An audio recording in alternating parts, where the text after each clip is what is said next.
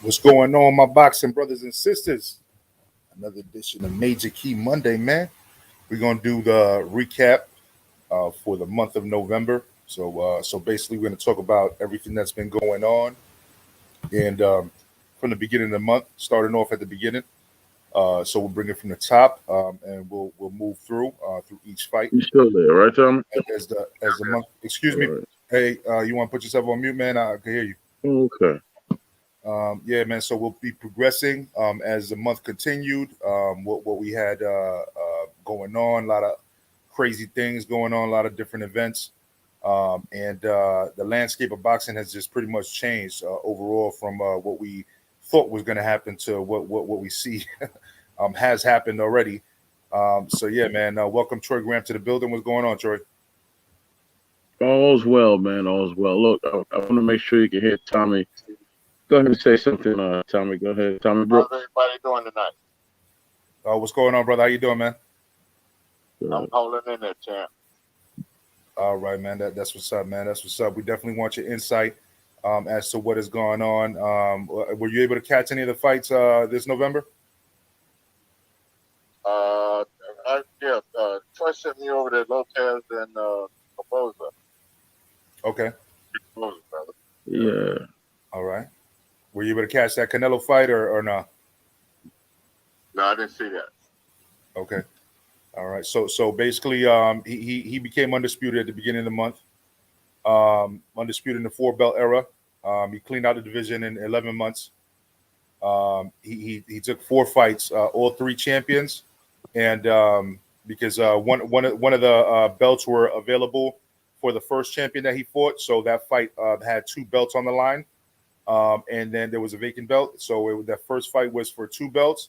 Then after that, he fought his mandatory 2 months later, and then 3 months after that, beat the next champion, and then recently at the beginning of this month, he beat the final champion in that weight division. And people are saying that he cherry picked his opponents. A fight is a fight. How can you cherry pick a fight? Right. How can you cherry pick a whole division, right? Like you literally fought every champion with a belt in that division. I asked the same question. Somebody don't know boxing.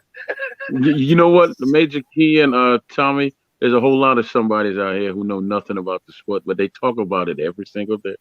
Yeah. But what you notice is that they like to stick to certain subjects, certain fighters, because they're not really fans of boxing. They're fans of certain fighters. And so they like to make all of the topics about certain fighters. So that way they feel comfortable in what they're talking about. But when you switch it up and you start talking about other things, then they're a little more hesitant and they want to bring it back to the boxer that they're fanboying for, which is crazy nowadays. I feel you. Mm-hmm. It's unfortunate, but that's the way it goes these days. It is. That's why it's good to have your own. You can go on other people's panel. You can go here. You can go there. But I'm glad I'm back home, man, because your voice is never going to be appreciated like it is at home. See, yeah, that's just like what I was telling you before, Troy. Either one of these guys, Lopez or Cambosis, they wouldn't stand a chance against Junior Jones or Pernell Whitaker. They wouldn't last 2-3 rounds. Hey, but they have the title of being great stapled on their forehead. At least Lopez did. He's great. Yeah. He can beat the world, and everybody should be thankful for him because he's the one that made this happen for the first time, and he made other fighters money just by breathing. Yeah. It's crazy. I don't know what he's smoking and drinking. He better leave that stuff alone, though. That's senior, though. That's senior, yeah. So since you saw the George, did you watch the Crawford versus Porter fight or not? No, I didn't see that. Oh, Coach, you got to check that out. Very good fight. Yeah, so let's just start off since you watched the fight. As far as the the last one, the Kambosos versus Tio. What were your thoughts on that? What did you see as a trainer? Do you feel like his father had any blame in that? Being the trainer in the corner, do you feel like that relationship has kind of like already peaked as far as boxing is concerned? Do you feel like he was exposed? Do you feel like George Kambosos was so great? Like, what do you feel about overall? Like, what's your assessment of the fight? My assessment of the fight, both of them need to go back to a boxing school. Neither one of them know how anything about defense. You know. All right. They just out there winging. Okay. All right. And let me ask you. Both of Go them ahead, Troy. My bad. Nobody finished the fight. Nobody know how to finish anymore. Finish the fight. Absolutely. Absolutely.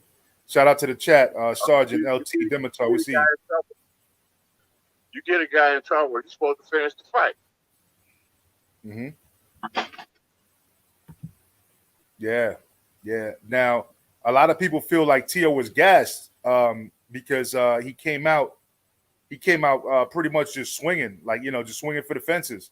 Now, if you watch the Lopez versus Loma fight, that was completely different. When he got those 3 belts, right, plus the franchise belt, and the lineal title, when he got all of that, it was against the man who beat the man, and Lomachenko was top 3 pound for pound, whichever way you want to flip him, but he beat him, right? But he came out using feints, using the jab, keeping him at bay, quick combinations, kind of setting him up, and this and that. It was like completely different in this fight. It was completely different.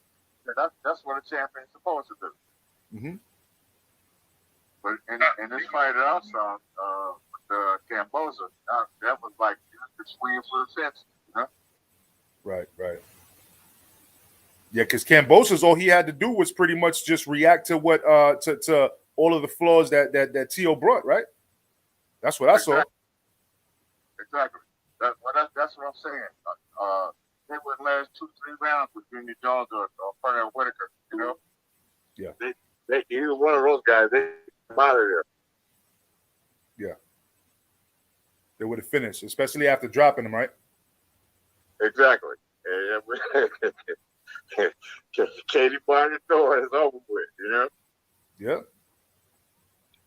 Yeah. So now the crazy part is that this was like man, this fight was delayed. This was supposed to happen all the way in June 5th. Did you know that?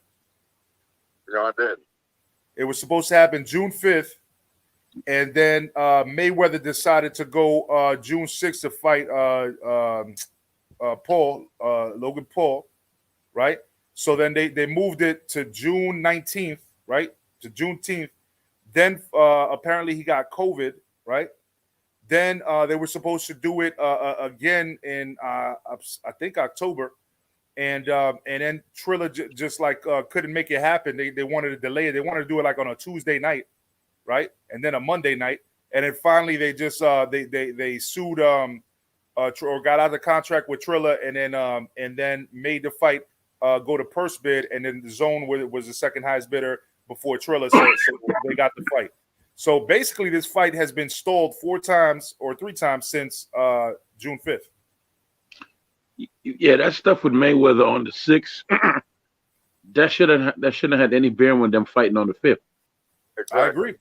I agree. Yeah, they didn't have enough confidence in themselves. Yeah. And yeah, one's the 5th, one's the 6th. Why'd you stop the fight? Yeah. I mean, if you ask me, hey, would you prefer to get the money before or afterwards? I want to get it before, right? Like, it was a day before. Yeah. You would think that's what professional boxing is all about, making money. Absolutely. Exactly. You give me my meat before the big bear gets here. The way I look at it. But that is the sport of boxing. Notice I said sport and not the art anymore. Now, Tommy, with your coach's eye, break down what you saw with Fighter to Fighter. What did you see with let's start with Lopez in the fight. Well, to me, it looked like both of them were just trying to catch one, with one shot. That was it. Mm-hmm. They weren't putting their punches together, I saw a couple of right hands, couple of hooks, and that was it. They weren't putting 3, 4, 5 punch combinations together. Okay. In the lightweight division, that's almost a mandatory thing. You got to put your punches together, you know? Right. Now, did you see anybody pacing themselves in that fight? Because it seemed like they were just going for it, man. Well, that's what it seemed like to me, too. They were just out there flinging, you know? Yeah. Trying to test somebody with a clean shot. And both of them got caught. Both of them got dropped. So, you know, but then nobody finished the fight, though. I actually want to ask you about that now. That you don't really get dropped like that in the first round. Exactly. Unless you're cold, right? Yeah, unless you didn't warm up enough, you know, or are you trying to get hit, you know? Yeah, because he caught him when it was like one of the first punches he threw. That goes right back to what I was saying before about being able to finish the fight. You catch a guy like that, man, you know, you're supposed to finish the fight. Yeah. You're supposed to pour the coals on there, you know, get him out of there. Yeah. Well, last question, then I'm gonna ask Major Key to jump back in here. I had a discussion with a friend of mine. I was trying to explain to him that, you know, you could be a puncher, but you're not necessarily a finisher. You wanna break that down real quick? Well, you know, that's almost about exactly what I'm talking about this fight. You know, you drop a guy, you're supposed to finish him, you know. But if you haven't been taught in the gym how to finish the fight, you know, you just out there. You're just out there winging it. Shot. Yeah. Major Key, where are you? Where are you? Yeah. No, I'm listening. I wanted to segue on that because number one, a lot of people feel like, you know, there was a lot of different distractions and variables, including the fact that his pops didn't seem to have a game plan in the corner. And you said you watched it, right? So Mr. Brooks, you heard it. His pops was like, yeah, why don't you just knock him out? You know, like, you know, we're gonna go celebrate after this, man. What's taking you so long? Like, you know, those are not instructions. You know what I mean? If you don't work with a guy in the gym, you don't know what you're talking about. You know, and it sounds to me like they weren't on the same page. The fighter think is fighting one fight, and the father's fighting another fight. You know, yeah, that's what it sounds like to me. You know.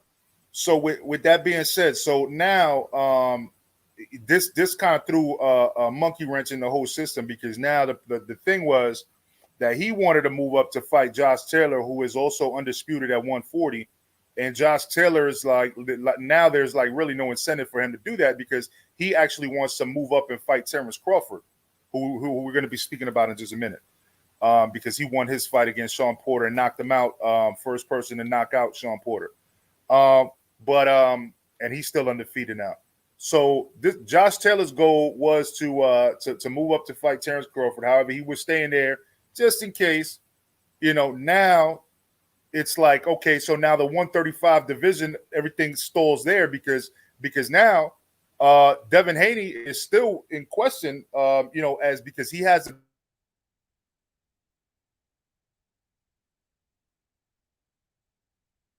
We lost it. that because it makes no sense. However, so now Kambosos immediately said, yeah, I'll fight Devin Haney. So now that might be cleared up. So if that happens, they might as well, whoever wins might as well start the franchise championship and just keep it like that. You know?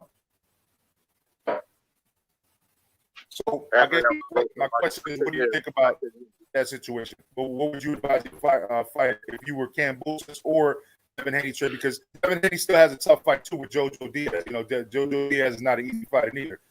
Some people are even saying that might be the next monkey wrench because you know they were. It's like karma. They were both talking shit about each other so long. You starting to break up, Major Key. You starting to break up. Oh, my bad. Go ahead. Yes. No, you know, see if you can, you know, shift and start over again, man, because we couldn't quite hear everything you were saying. Can you hear what I'm saying now? Yeah. Mm-hmm. Okay, yeah. So basically, it's another monkey wrench because what can happen with Jojo Diaz, he may upset Devin Haney as well, you know, and then that's going to throw everything in, like, because it looks like karma's just, you know, karma's the mother of bitches, right? and she said, "Oh, y'all want to keep talking about each other like y'all invincible." and not paying attention to who's in front of you. Now, Devin Haney has a fight coming up against Jojo Diaz. That's not going to be a walk in the park neither. Well, So what would you advise, Mr. Brooks, as far as like if you had Devin Haney in your corner, or you had Kambosis, what's your assessment from the outside looking in? My assessment is just be ready. get all the video that you can get of the guy, study and know what he can do and what he can't do, and capitalize on it. All right. Yeah, and I would say go ahead and take that fight with JoJo, because you don't want any issues. You just want to finish. I mean, if you signed already to fight him, and you do. In my opinion, if you're the best, you're the best. There you go. You take on all comers. There you go. Yeah, You find that a lot in this era, sir. Yeah, I know. I understand it's a business. You got to try to get through. But if you're supposed to be the best, you fight the best. No, sir, but you might have to cross the street and fight with a different promotional company and all of that, and what are we supposed to do about that one? Yeah, well, that's something that business has changed in the past few years, man. Just like you're saying, a guy loses a contract, or he got to go to another promoter, or this guy outbids another guy. It's crazy.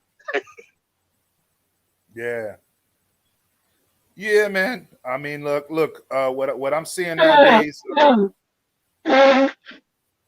Yeah, man. It's crazy. It's crazy. But then, so moving along though, to the Terence Crawford fight, right? Terence Crawford knocks out Sean Porter. Well, father, it's a TKO. His pops threw in the towel.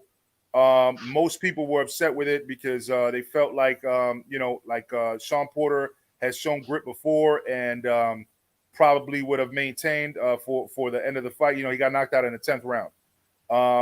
Now, a lot of people feel like that's why you need to cut off the father-son relationships at a certain point. But some people feel like it was inevitable that Porter was going to get knocked out. So in that particular situation, when you see this guy that's on a knockout streak like a Terence Crawford, ever since he's hit welterweight, he's been knocking people out, and he's pretty much being ducked by everybody, nobody, and that's what Troy was mentioning. He's the wrong side of the street type of deal, right? And so I mean, like, how would you handle that if you were, let's say, in Terence Crawford's corner, where you feel like you can become undisputed at that weight class, but nobody wants to fight? Do you move up, or do you continue to make a case for yourself? And he just hit 34 years old. I would continue to make the case, Okay. And then if nothing happens within 6 months, then you move up, Okay. Yeah, but even you can't, you can't force nobody to fight you, There you go. That's the problem. All you do is lay it out. Either they gonna be a man and fight you, or they're gonna be a coward and run like a dog with his tail stuck between his legs, Okay. Now, Tommy, I want to ask you this question, right? Yeah. In all your years and experience in boxing, have you ever seen one fighter that has the power to hold up another fighter's career? No, I haven't. Really?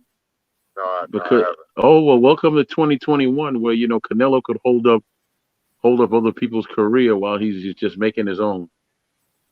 That's crazy. That's politics and bunch of bullshit. You ask me. Thank you very much. Yeah, I call it playing the victim. You're a grown man with your own career, right? Exactly. Right. You the one going. When that bell rings, who's going out there to fight? You. Mm-hmm. Ain't nobody else going out there to fight but you. So you're the one to make the decision. Yeah, man. There's too many victims. That's the way it should go. Yeah, there's just too many victims with microphones out here today. He's holding up his career, and then they complaining the man fought 4 times in 1 year. Like, that's something bad. Yeah. Listen, some guys Tommy. fight twice a year. They can't get a fight. You know, nobody, everybody's ducking them. You know? Hey, and Tommy, not only that, but listen, like this is what I was saying earlier. He in 11 months, this guy fought 4 times. 3 of them were undefeated champions. 3 of them were undefeated champions, and 1 was a mandatory. And he squeezed him in. That's a fighter for you. Right? That's a fighter. That's what I'm saying. But yet you got people talking about he's a cherry picker because he wants to go up. Right now, he said he wanted to go up 2 weight classes, right, to get his 5th title in a title in his 5th weight division. So he wants to go up 2 weight classes to the WBC, and because that guy is not very well known over here, he's from Africa. Everybody's like, "Oh, he's cherry picking." Mind you, the guy is a cruiserweight. Yeah, but the guy's 28 wins. He's got 28 wins, 2 losses, right? And 25 wins by knockout. 25 wins by knockout. Yeah, that man can fight. Yeah, because Tommy, because it was some little guy, man. Let me see if I can remember his name. Nelson, right? Came to America in his 11th or 12th fight and gave one of the greatest fighters all the hell that he could give it. Azuma. Right? There are a lot I of know who he guys is. that have had exposures that these other guys have. You know? Yeah. They can fight. Yeah. They got a good corner with them. You know, somebody's taught them what they need to know, and they go out and execute. Yeah. You know, and now somebody's gonna say that I'm comparing this guy to Zuma Nelson. No, I'm just making a general statement. Things happen. No, you got a lot of fighters out there, talented fighters out there, just don't get the opportunity. You know? Yeah. I mean, yeah. They're not with the right people. You know? That's right. You got a lot of talented podcasters out there too. You know, who need to don't get see? And we're gonna get there though, because you know what? All this podcasting out here, it needs a laxative, man. And I think we are it. Just need to flush away. When you read some of the chats and some of the comments after the show's over, we already know what it is. We're not doing a clickbait game. We're not bringing in anybody to spin false narratives, anything like that. We're not fanboying for anyone. We're calling boxing the way we see it. We debate it with facts, not with emotions, and we call it like it is, you know, and that's that. Call it like it. That way you can always stay clean and you stay safe. Exactly. You don't have to remember any lies. That's one of the reasons that I never lie. And the reason I don't lie is because I don't have to remember anything afterwards. I just keep what I already felt. I'm a spin doctor. I'm a spin it and make it work. Nah, I'm not.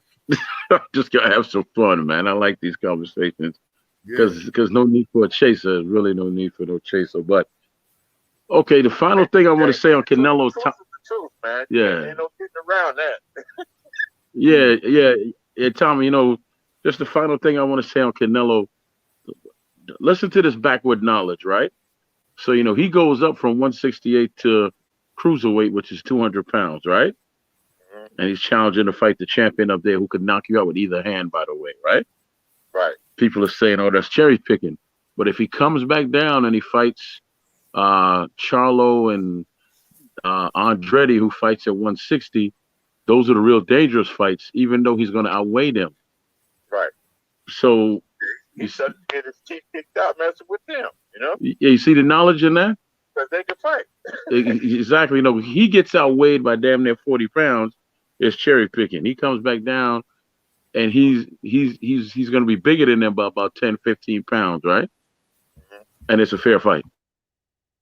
How's that a fair fight? Yeah. I don't know. Ask Major Keys. Go ahead, Major. How's that a fair fight? I have no idea, but this is what I've been saying for the longest. Like, hey, shit. Like the guys that they're saying that he's ducking. For example, I'm gonna talk about Andre. Andre, for example, right? Last 5 fights, you look at them, right? No champions. Okay, no champions. Last 5 fights for Canelo, 4 out of 5 were champions. Okay.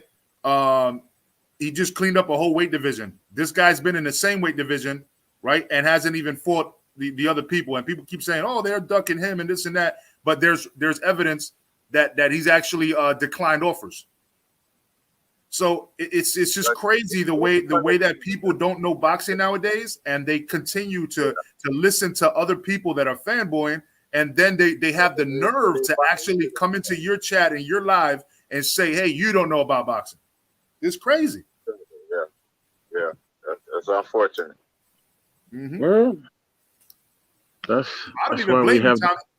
I don't even blame you for not really keeping up that much with the new scene, because hey, if you out there working with actual boxers and gyms and stuff like that, and you have the real knowledge, the real hands-on knowledge, then I don't even blame you, man, because this is exhausting trying to keep up with all this, man.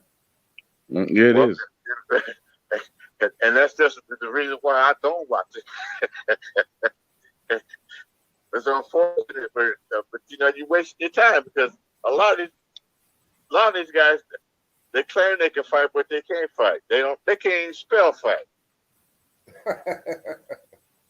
Yeah, because a lot of them look like unfinished products, man. I sent you the video also of Figueroa and Fulton, right? And those two cats, I don't know if you have a chance to watch that, but those two cats to me they should never turn pro. Yeah. Are telling me all they did was stand on the inside and just throw punches. Right, yeah. Yeah, so I don't, that stuff I did my first couple of months. It's like a lost art, baby. Yeah. Well, that's why I'm always grateful for you, man. Grateful for you being here. You got a lot of knowledge, man. I mean, that's just what I was saying about these last two guys we talked about, Lopez and Kambosos. Pernell, they were.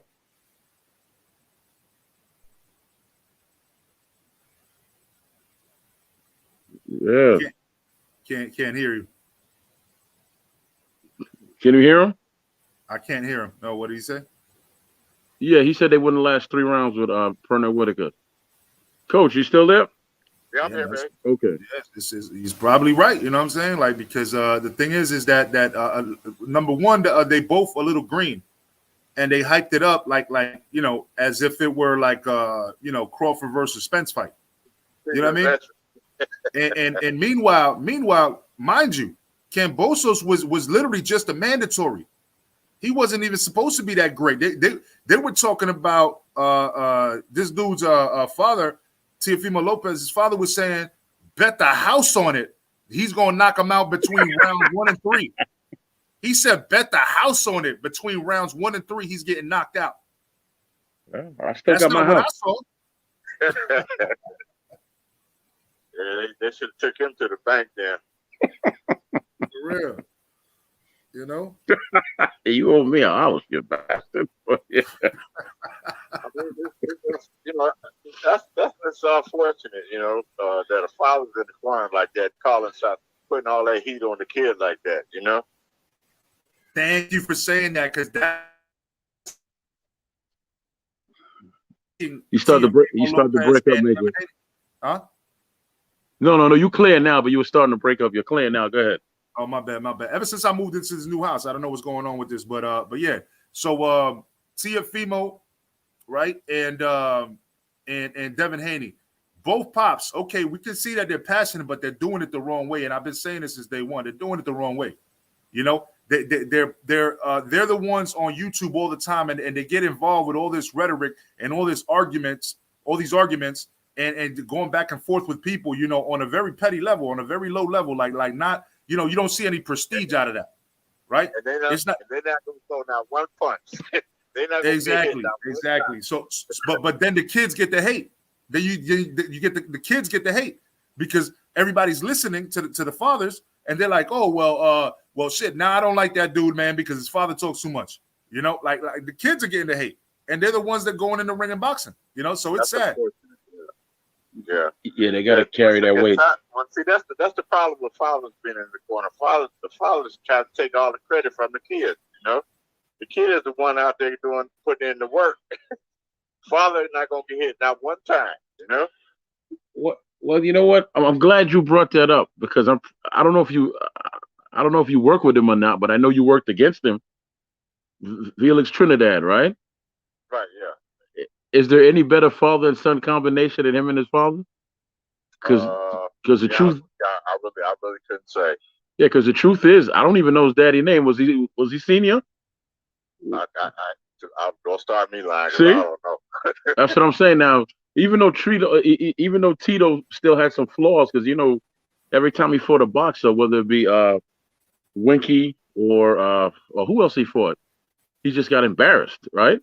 Yeah. He got outboxed by Oscar. So right. Those are his flaws and stuff, but he won titles in 3 different weight classes, right? And he only lost to what? He lost to Hopkins and a few other people. So I don't know any other father and son.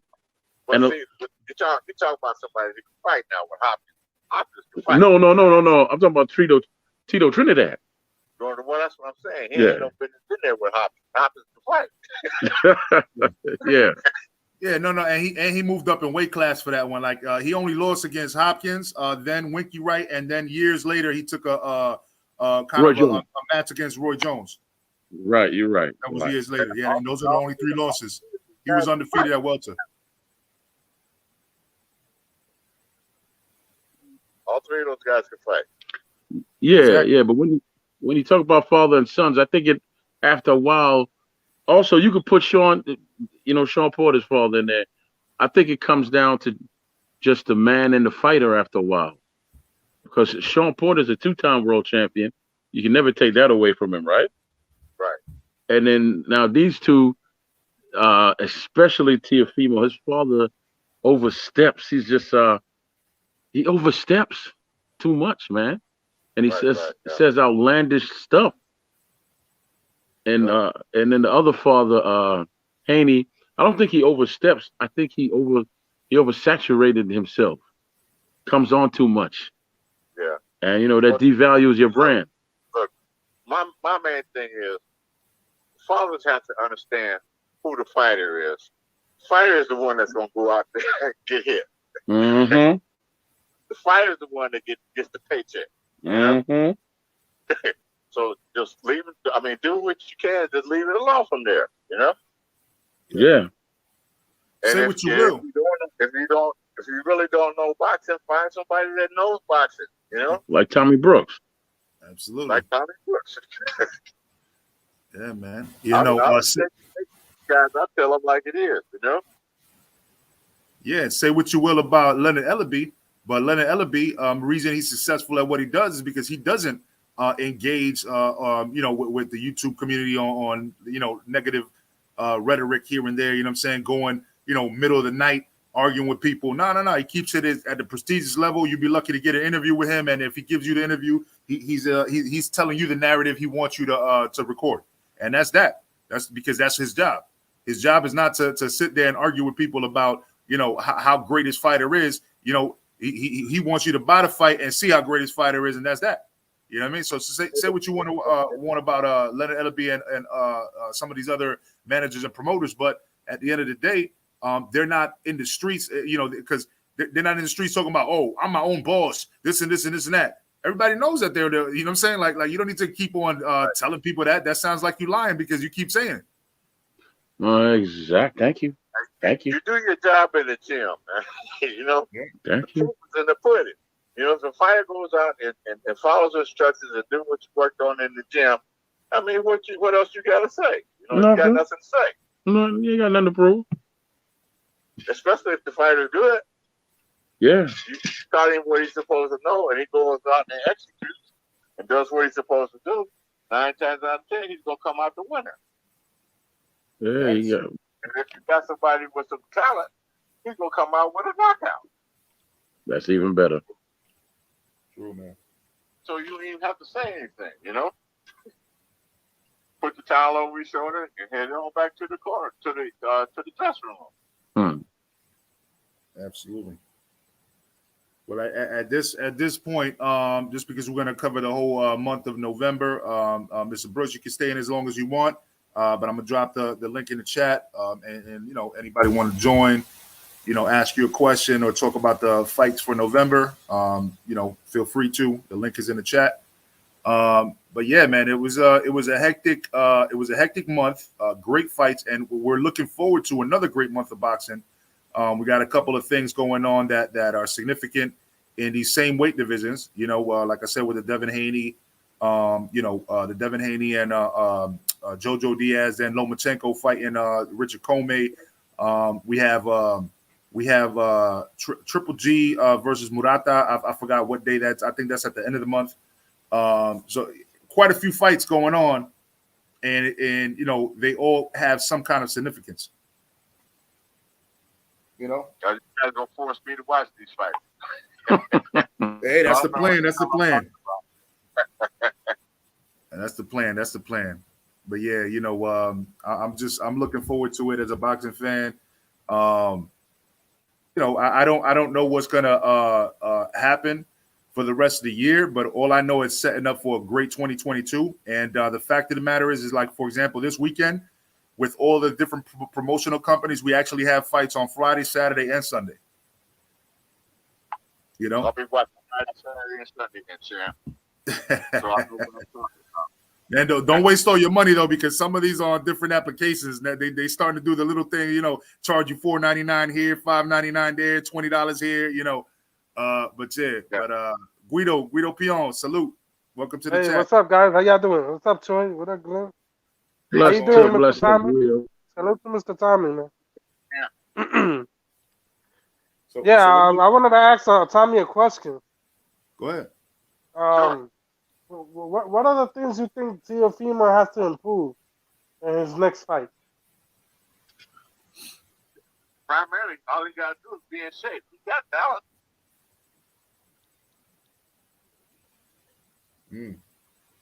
Guys there? Oh, okay. Yeah. He just got to be in shape. He got talent. So you heard what he said, right, Guido? He said he's got talent. He just needs to be in shape. Yeah. I think he just needs discipline, right? That's what he needs to do. Worry about being disciplined in the gym. He got the talent. Don't get caught up in his own hype. Be in shape. Go out there and do your job, man. Don't be shaking and faking. Okay, so Tommy, right? Yeah. How would you have handled him in that fight after the knockdown and all the struggles he was going through the round 1 through 5? How would you have handled him? Who is that? Lopez. If he got dropped in the first round, then he just lost the next couple of rounds up to 5. Well, that's what I'm saying. Everything happens in the gym. If you do your job in the gym, if you follow instructions in the fight, that's not going to happen. Mm-hmm. Or if it does happen, you can change up. Okay. Now read that comment to him, Troy, from Tycho. All right, Tycho Senior. First round, he's done. Watch yourself. Tio Senior. He said Tio Senior. Tio Senior.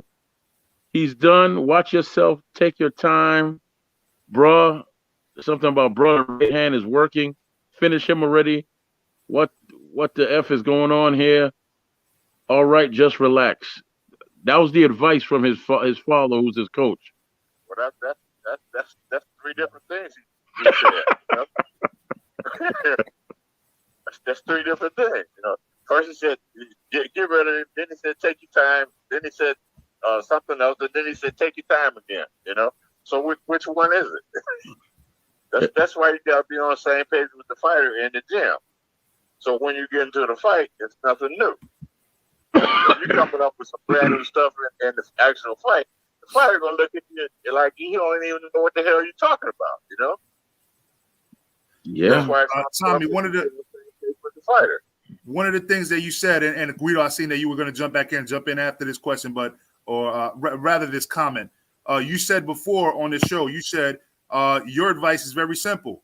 You create a plan A, and if plan A doesn't work, go to plan B, and if plan B doesn't work, go back to plan A, right? Well, there never seemed to be a plan B.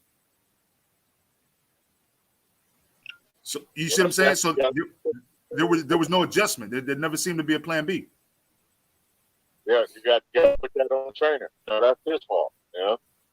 Mm-hmm. I mean, if you got a fighter that can only fight one style, that's what you stuck with. But if you got somebody smart enough to be able to adjust and readjust and readjust, you know. Now you got a fighter. If that makes any sense to anybody. Yes, sir. But also, Tommy, it's kind of hard when you out here and your father's your trainer and he's just causing a lot of chaos, man. Well, that's what I'm saying. That's why you got the same page in the gym. You know? If the father got to understand who the star is. The father's not going to be hit not one time. You know? The fighter's the one that's going to get hit. It's his career. It's his life, you know? Well, You got a lot of fathers that's living through their sons, you know? yeah, it seems to be that way. Now, let me ask you this. Have you ever come in on a situation? Guido jump in next, Trey, all right? Guido, go ahead. Yeah. But let me ask I'm you just a quick gonna make question. a quick Guido. comment. Yeah. What Okay, I wanted go to ahead, ask Guido. Tom, yeah, I was just quick. What I wanted to ask Tommy is that I just don't understand how would you lie to your son like he's winning the round, even if he's losing. I never understand how can you be that delusional. How would you lie to him and say, "Yo, we winning, bro. Keep doing your thing. You're looking beautiful." Like he's getting jabbed to death. You know what I'm saying? And another thing, he's not telling him, "Hey, be careful with the right hand. Be careful with the overhand right." He's not telling him nothing. You know what I'm saying, Tommy? I thought that was horrible. Horrible. Don't lie to him. Tell him the truth. And if you work on it in the gym, how you expect him to do it in the fight? You know? Yeah.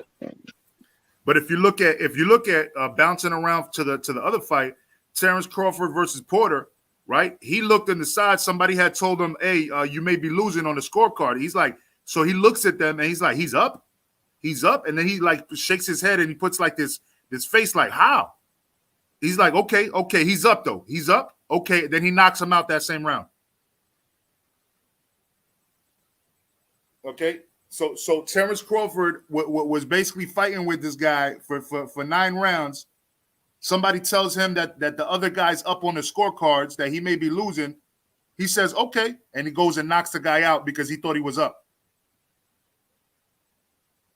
You see what I'm saying? That's why you tell him the truth. It's because he thought, when you think that you're winning, then you try to play it safe. The fighter and the trainer got to be on the same page. Yeah. The Go ahead, Trey. My bad, man. The fighter is losing the fight, and the trainer is not going to tell him he's losing. You know, how's the fighter supposed to get motivated to step up to another level? You know. Exactly. Yeah, because I was going to ask you a question, Tommy. Were you ever, hired to be like an advisor to someone's trainer, and then you walked into a situation that was a bit chaotic? No, I've never done that. Good. Yeah. I wouldn't do that. Who needs those kind of headaches? You know? Right. That was just a thought, though, because I was thinking about it, and I just wanted to get someone who had more experience. I mean, just like me. Everybody knows me knows. I don't speak if they do nobody. I'm gonna tell you just like it is. You know, I don't bullshit nobody. You know, I'm gonna tell you just like it is. Take it or leave it. You know.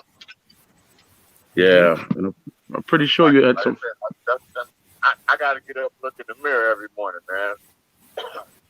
So I don't want to lie to nobody about nothing. I'm not gonna blow no smoke up nobody's ass either. You know. Yeah. And then come to find out that that Tio's father fired his strength and conditioning coach prior to the during the training camp or whatever, right?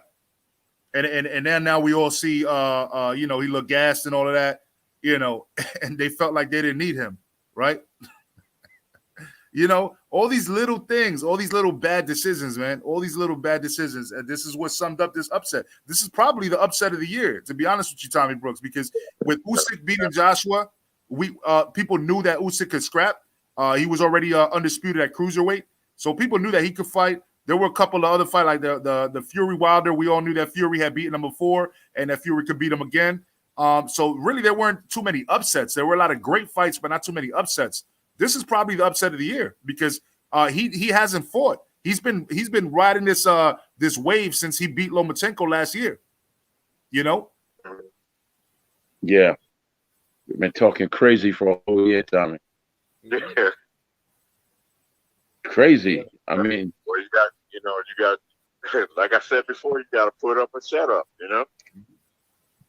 I was about to call William Joppy and tell him that this guy Teofimo's father was the one that robbed him against Trinidad. You know what I'm saying? So he could go handle that. Don't do that. No, you know I mess with Joppy, man. I spoke to him on the phone about that. I actually texted him to wish him a happy Thanksgiving as well, man. He's a cool dude, man. Yeah. That's funny. Yeah, but you know what? I just, to be honest with you, and this is a comment for everybody. Me personally, if he doesn't get away, if he doesn't do some tough love on his dad, he's going to be forgotten in the sport. Who is that? Teofimo Jr. Oh, okay, yeah. Because at the end of the day, he's starting to sound like his dad and move like his dad now. Right, yeah. Well, his dad, like I keep saying before, you know, his father not gonna get hit not one time, you know. Well, you don't have to slip no punches, you don't have to throw no punches. I tell you what, if he keep running up on coaches in their gym, you might just get hit. Well, that's on him, you know. No better than that, you know? I know, man, but come on, man. Tell him about the video, Major Key, when he ran up on old boy in the gym. Who's that?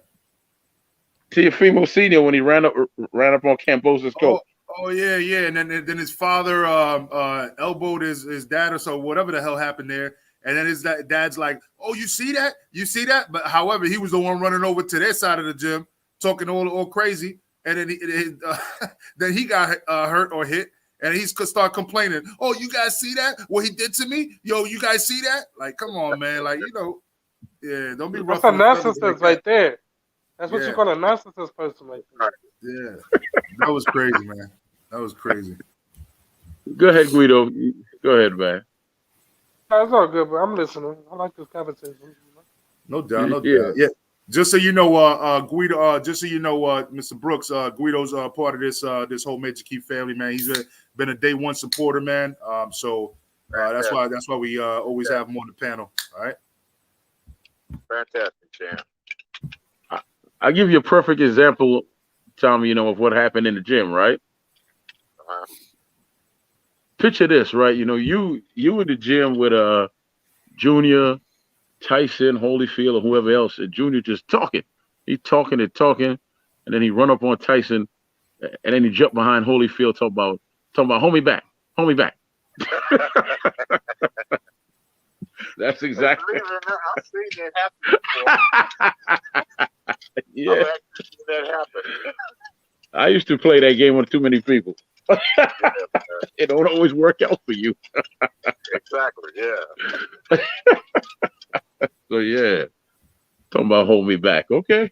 But yeah, hey. But if you take away the drama of the sport nowadays, you won't have a sport. It seems like. Yeah, that's unfortunate, man. Yes, it is. Yes, it is, man. You got a lot of good talented fighters out here, man. You know, it seems like so many other people get involved in it. It takes away from the fighters, you know. Yeah, it does. People don't understand that, but you know what's ironic? All these people that complain about female fighters and them being too emotional, it's the male fighters. Exactly. Yeah. You don't hear the female fighters doing all this, right? Yeah, they're worse than the girls themselves. It's the male fighters. All right now. All right. Go ahead, Major. Shout out to the troll killer, Mr. Shelton, for showing up and allowing me to hide him once and for all. Appreciate you coming back over here to troll. Again? Yeah. Well, but I guess people were, because I usually leave it up to the moderators to either time them out or whatever. But this time I got him, so I hit him for good. So there we go. Yeah, Coach. We got these people that try to come in on the panel and put up some nude pictures and some other inappropriate things on the this panel. particular guy though, he's just on the race baiting. That's where he's on. He just likes to race bait. You know. Yeah, man. And he race baits me. I don't even understand what tacos when I'm from the Caribbean. So you know what I'm saying? Like, you know, if you're gonna race bait me, put some conch, you know what I'm saying, some octopus, some you know, some seafood out there, some rice and beans, you know, like put something like that. Don't you know? They're talking about tacos. They don't know about no conch, you know. I know, that's what I'm saying, man. It's a delicacy, man. They ain't got enough money for that, man. You just changed the whole scene of the conversation now when you say conch. I've shown Troy Graham, man. Like I make the octopus with conch salad, like you do in the Caribbean. You know what I mean? Like most of my family from St. Croix. You know, I'm Puerto Rican Dominican based on, you know, my mother and my father and their roots. But most of my family actually, we got like 3 generations already living in St. Croix. You know what I mean? So we love the Caribbean, man. We love the Caribbean. That's why I get along with Troy, because if I didn't know Jamaican people, you know what I'm saying, then Troy's little attitude would not rub me the right way. You know what I mean? A little attitude, huh? He's trying to say I'm a smart ass, coach. That's what he's trying to say. I never said that. You the one that told me. You informed me you were smart ass. Yeah, it's a beautiful thing, man. When you know different coaches, that's one thing that everybody needs to get out there and do. Even if you don't have enough money to go to different places around the world, you don't need to be rich to understand different cultures. Do your research, learn a new language, learn about new food, stuff like that, and you'd be surprised, man, how more fulfilling your life is. You know. You know, that's one of the things I wanted to express to you guys too. By my being in boxing, I've been all over the world. Russia, China, you name it, I've been there, you know. You got to share those. England. You got to share those stories, man. Definitely, come on and share them. But share with us, because is it true that I've always heard this from people that travel the world? They say, "Hey, the world is beautiful, but when you get back home, you feel like kissing the grass." That, you know what I mean? Because you know, all of the freedoms that we have over here. That's where you're from. Yeah, that's where you're from. Yes, indeed. What's the? I've seen some beautiful places all over the world. Have you been to Ireland to train anybody? Yeah, matter of fact, I have. Yeah. Who'd you train in Ireland, coach? I'm trying to think who was I working with. Oh man, I'm drawing a blank. That's all right. I've been there though. You know. Yeah, it's a beautiful country. You know, my grandmother went. Said the people sound like they singing. Matter of fact, I think I was there with the Klitschko brothers. In Ireland? Yeah. Yeah. Okay, it's different. We went from Germany to Ireland. And, they were training for something. Okay. Hey, but I got a question, man. Because you got 7 minutes, because you know you promised an hour, so you got 7 more minutes. How would you fit in today's boxing when these fighters seem to want to have control over their trainers? Like it's like they want to tell you what works. How would that wouldn't work? Okay, that wouldn't work. I show them where the door was. Right. You know, you hire me to do a job, let me do my job. If you don't want me to do my job, I'll see you fight. You know, good luck. You know. Right. Now, you don't have to say any names, but have you ever worked with a fighter, you know, who was an athlete coming in, so he felt that, you know, he could do everything? Yeah. Look, well, a lot of athletes don't understand. Boxing is a whole different animal. You know, it's a totally different sport. You know. Yeah. You know, how did you work with that? Because you know you have a lot of people saying you can't work with strong personalities, and I heard Buddy say most fighters do have strong personalities. Because you have to have it. Yeah, in order to be successful. Yeah, man. That's my personal opinion. Yeah. So but you got to know how to be respectful too. It's funny you say that. Let me jump in on this one because I've been a manager pretty much my whole life, right? And I was a supervisor at J.P. Morgan Chase and for 7 years, and I was actually on a corporate website as a mentor for coaching, and they would always send people my way. Hey, go to him for coaching techniques and this and this and that. So I would always ask the first question. Okay, so what do you need to know about coaching? And they would always say, oh, how to handle difficult conversations. I'm like, okay, so what's a difficult conversation?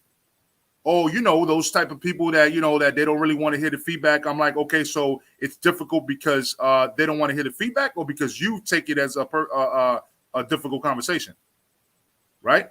Because if you built the rapport with them already, they should know where they stand at all times, and you should feel comfortable telling them exactly what you need to tell them. If you didn't get to that point, then you missed the spot somewhere, right? Yeah, you're right. You got to know how to talk to people, like you said, respectfully, and just have trust in the fact that, hey, I'm trying to help you. I used to tell people, hey, you got to force my hand to give you a written warning. I'm not signing that, because I want to. That's more work for me. I actually have to go out of my way to create that document. You know what I mean? So if I'm doing that, it's because you've already gotten to that point, and I've already spoken to you multiple times. I've had people apologize to me when I fired them, because they felt like they let me down. You see what I'm saying? That's the type of rapport you need to build with people. Right, you can't, right? Wrong. Right is right, wrong is wrong. Mm-hmm. Yes, sir. Yeah, man. Yeah, but I always like these conversations. I mean, we stay in the thing with boxing, but I think it's more interesting when you can filter life into these conversations. That's boxing. It's all part of boxing. Boxing is all part of life. Yeah, exactly. Yeah. I mean, it's all intertwined. Yes, sir. Yes, sir. Definitely is. Now, me as a coach, the fighter comes to me, hey, coach, my mother's giving me problems. Hey, coach, my wife is giving me problems. Hey, coach, how do I deal with my son? And if you don't know the answer, you're not the coach no more. Yeah. Sound like you a bartender without the drinks. Exactly. Right. Well, so you got to know a little bit of everything if you're gonna be a good coach. Okay. And if you don't know the answer, point them in the right direction where they can find out the answer. You know what I mean? Yeah. Now, I've always heard this about these two fighters. This is Holyfield and Pernell, right? Mm-hmm. They said with Holyfield, he was just a monster. Once that bell rung, he was going to give his all, right? Right. But when he get back to the corner, you can't be cussing and yelling at him and stuff like that because he'll shut down, right? Exactly. Yeah. Whereas with Pernell, it's the total opposite. Pernell, you cuss and carry on at him, he'll just be like, "I'll get it done." I never had to do that with him, but I mean, he was that kind of a person, though. Right. Pernell was a street guy, Right. Okay, that makes sense now. So, makes sense. He knew how to deal with it. Okay. Yeah. They also. In reality, when you think back at it, Holyfield was a street kid too. Mike Tyson was a street kid, He was more of a country boy, though, wasn't he? Yeah, exactly. Yeah. Yeah. I mean, but there's country and there's street. You know what I mean? Yes, sir. Yes, sir. Yeah. Just like a lot of people probably don't know, but Trinidad was one of the roughest neighborhoods in Puerto Rico. You know what I mean? Yeah, one of the roughest neighborhoods, like literally like that particular neighborhood that he lives in, one way in, one way out, and not even the cops go there. Yeah, that's hard. That's sad. Yeah. It makes you a man real quick. If you don't toughen up, you'll be a victim every day. Gotta learn how to survive. Yeah, exactly. Like if there was one saying that I could say that would translate to Spanish for Felix Trinidad the same way was when Tret said back in the day. He said if you ain't from the ghetto, don't come to the ghetto. You know what I'm saying? Basically like that's basically the type of area Trinidad, but it was, just Spanish speaking, but everybody knows not to go there, I grew up in San Diego, California. It's the same thing there in the hood. They from the hood, don't go to the hood. Exactly. Yeah. Exactly. And just that goes anywhere in the world. that's true. There, don't go there. Exactly. You have for trouble. And don't go by yourself.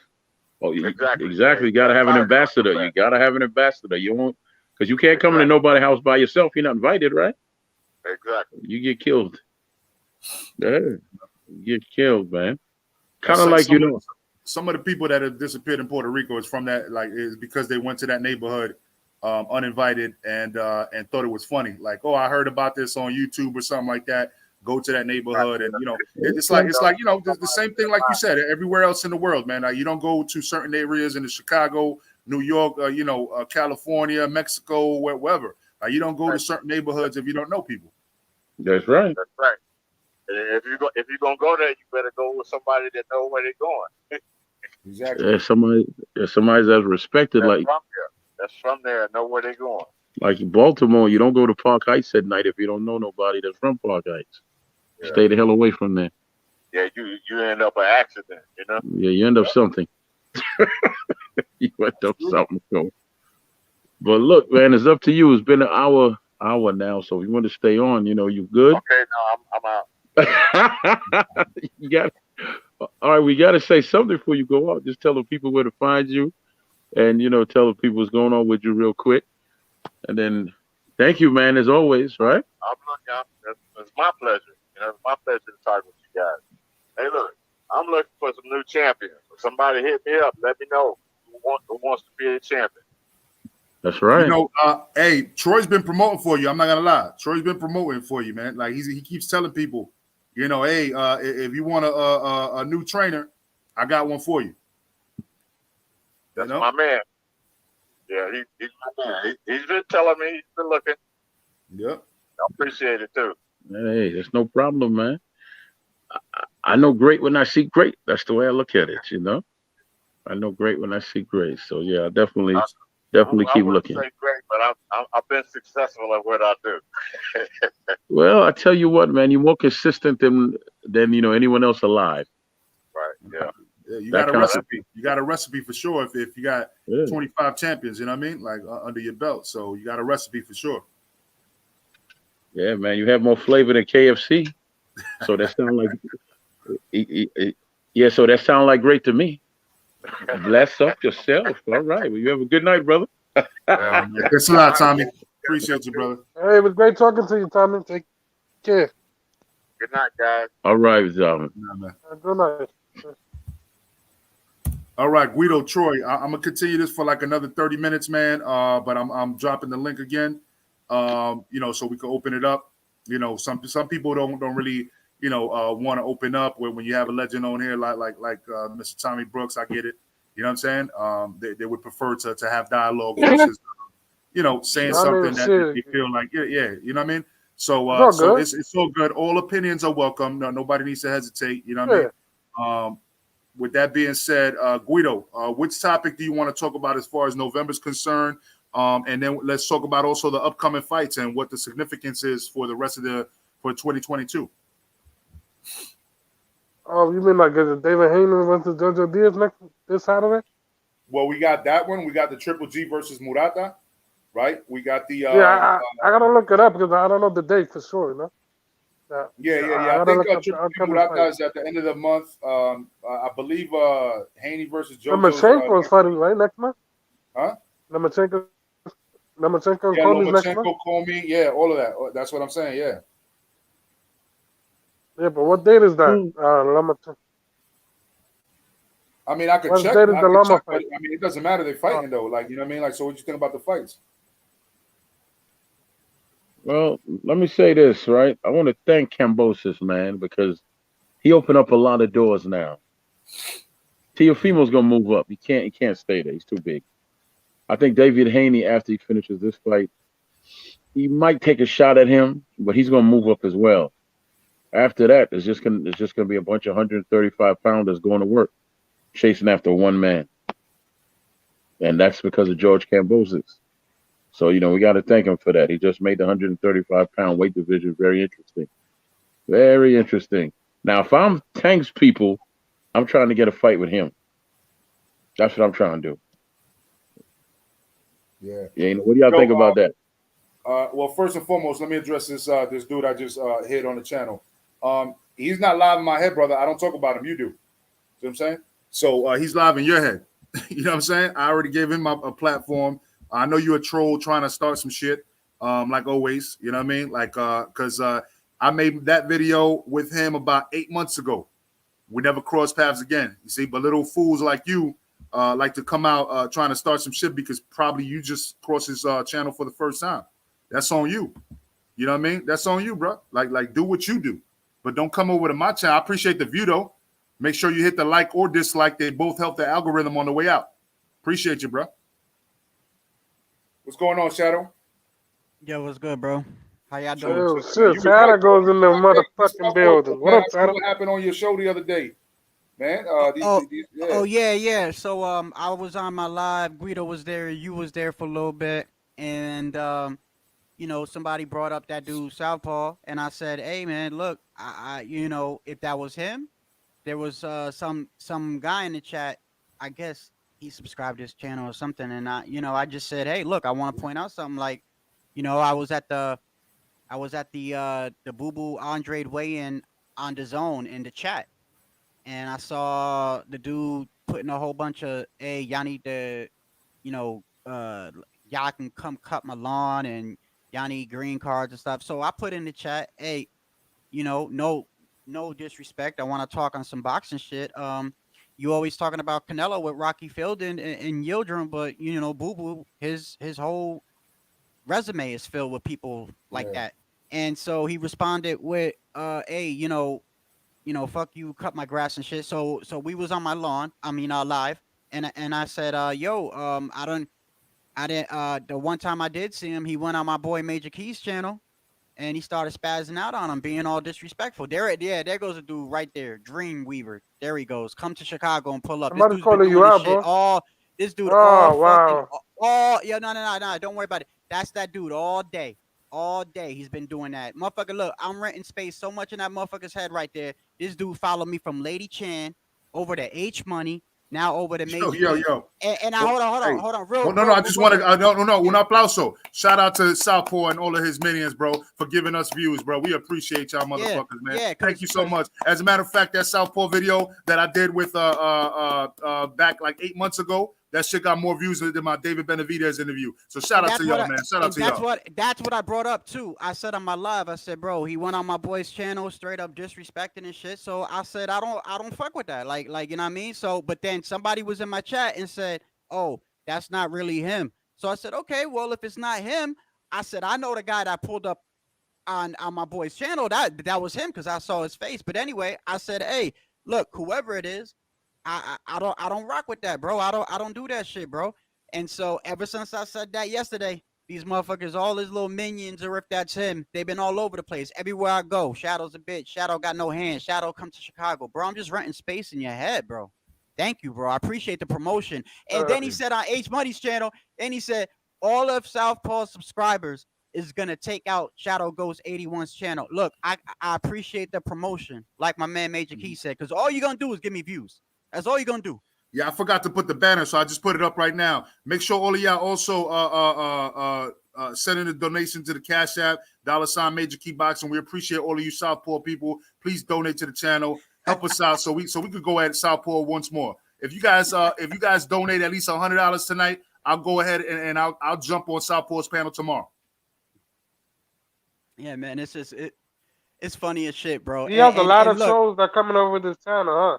Yeah. And it's not only that. It's like, look, is that look, I'm gonna tell you what it is. It's because I said I didn't like what he did when he hopped on Major Key's channel. I said, yo, Major Key's my boy, but it ain't only just that. It's also because of the whole cut my lawn, go get a green card. I don't like that shit. And then what topped it all off was when I said, yeah, I'm a fan of Teofimo Lopez. I'll make no excuses. He lost. It is what it is. But they don't like that shit. So but you take all those three things, they don't like it. So I don't give a fuck. It is what it is. That's true, man. Enough energy on them, man. Omar E. Enough of Omar that, yeah. E. Guido. Omar E. said it was December 11th, the Loma fight. Shout out to Omar E. Shout out to everybody in the chat, actually, yo. Dimitar especially, man. Dimitar over here roasting on top of all that. You know what I mean? So shout out to Dimitar, everybody that's been here from the beginning. You know what I mean? Salute to Yeah, everybody. Hey, yo, Hey, yo, hey, Glenn, hey, there was something. I wanted to ask you, right? I wanted to ask Glenn. Hold on, sorry, I got you. Yeah. Yo, what's up with people defending Teofimo Senior, bro? For his mistake. What the fuck, you know? I've been hearing I about think he that. should be holding accountable. Dimitar is actually very pissed about that. He said that shit since he came in. He's like I guess he was on a different channel and heard people fanboying for Tio Senior, and he came over here. He was pissed off about that. So go ahead if you want to repeat your statements from earlier, Dimitar, while they chop it up, because I'm gonna run to the restroom real quick. Yeah. But Actually, I wanted to speak on You that gotta be because a I was on. fanboy I if you was on. defending Tio Senior, bro. Shit. I was on one of. Listen. I'm gonna tell you what I said. I said, I know me personally. I said, look, at the end of the day, he needs some blame. You know what I mean? Obviously, with the way that he ran everything, instigating shit, and then not taking accountability. I said the only thing that I don't like, is people over there calling him a cokehead and he's smoking crack. I'm like, bro, that's still his father at the end of the day. Like he could be accountable for him losing the fight or not getting another trainer with some help and all this other shit. Yeah, all that shit is true. He didn't give him good advice, when he was getting his ass whooped. He said, hey, I think he said, let's go we're gonna go get ice cream or something like that. The only thing I said is, all these people are, calling him a crackhead and all, but just 2 weeks before the fight though, everybody liked him. He was trainer of the year. He's all this other stuff. But then as soon as he leaves, now y'all want to call the man a crackhead and the great. It's still his father at the end of the day. He might not have made any good choices as far as the fight with Cambosis. That's the only thing I don't rock with is people just taking it real personal and making personal attacks. I mean, just hold him accountable for the fucked up shit that he did in the fight.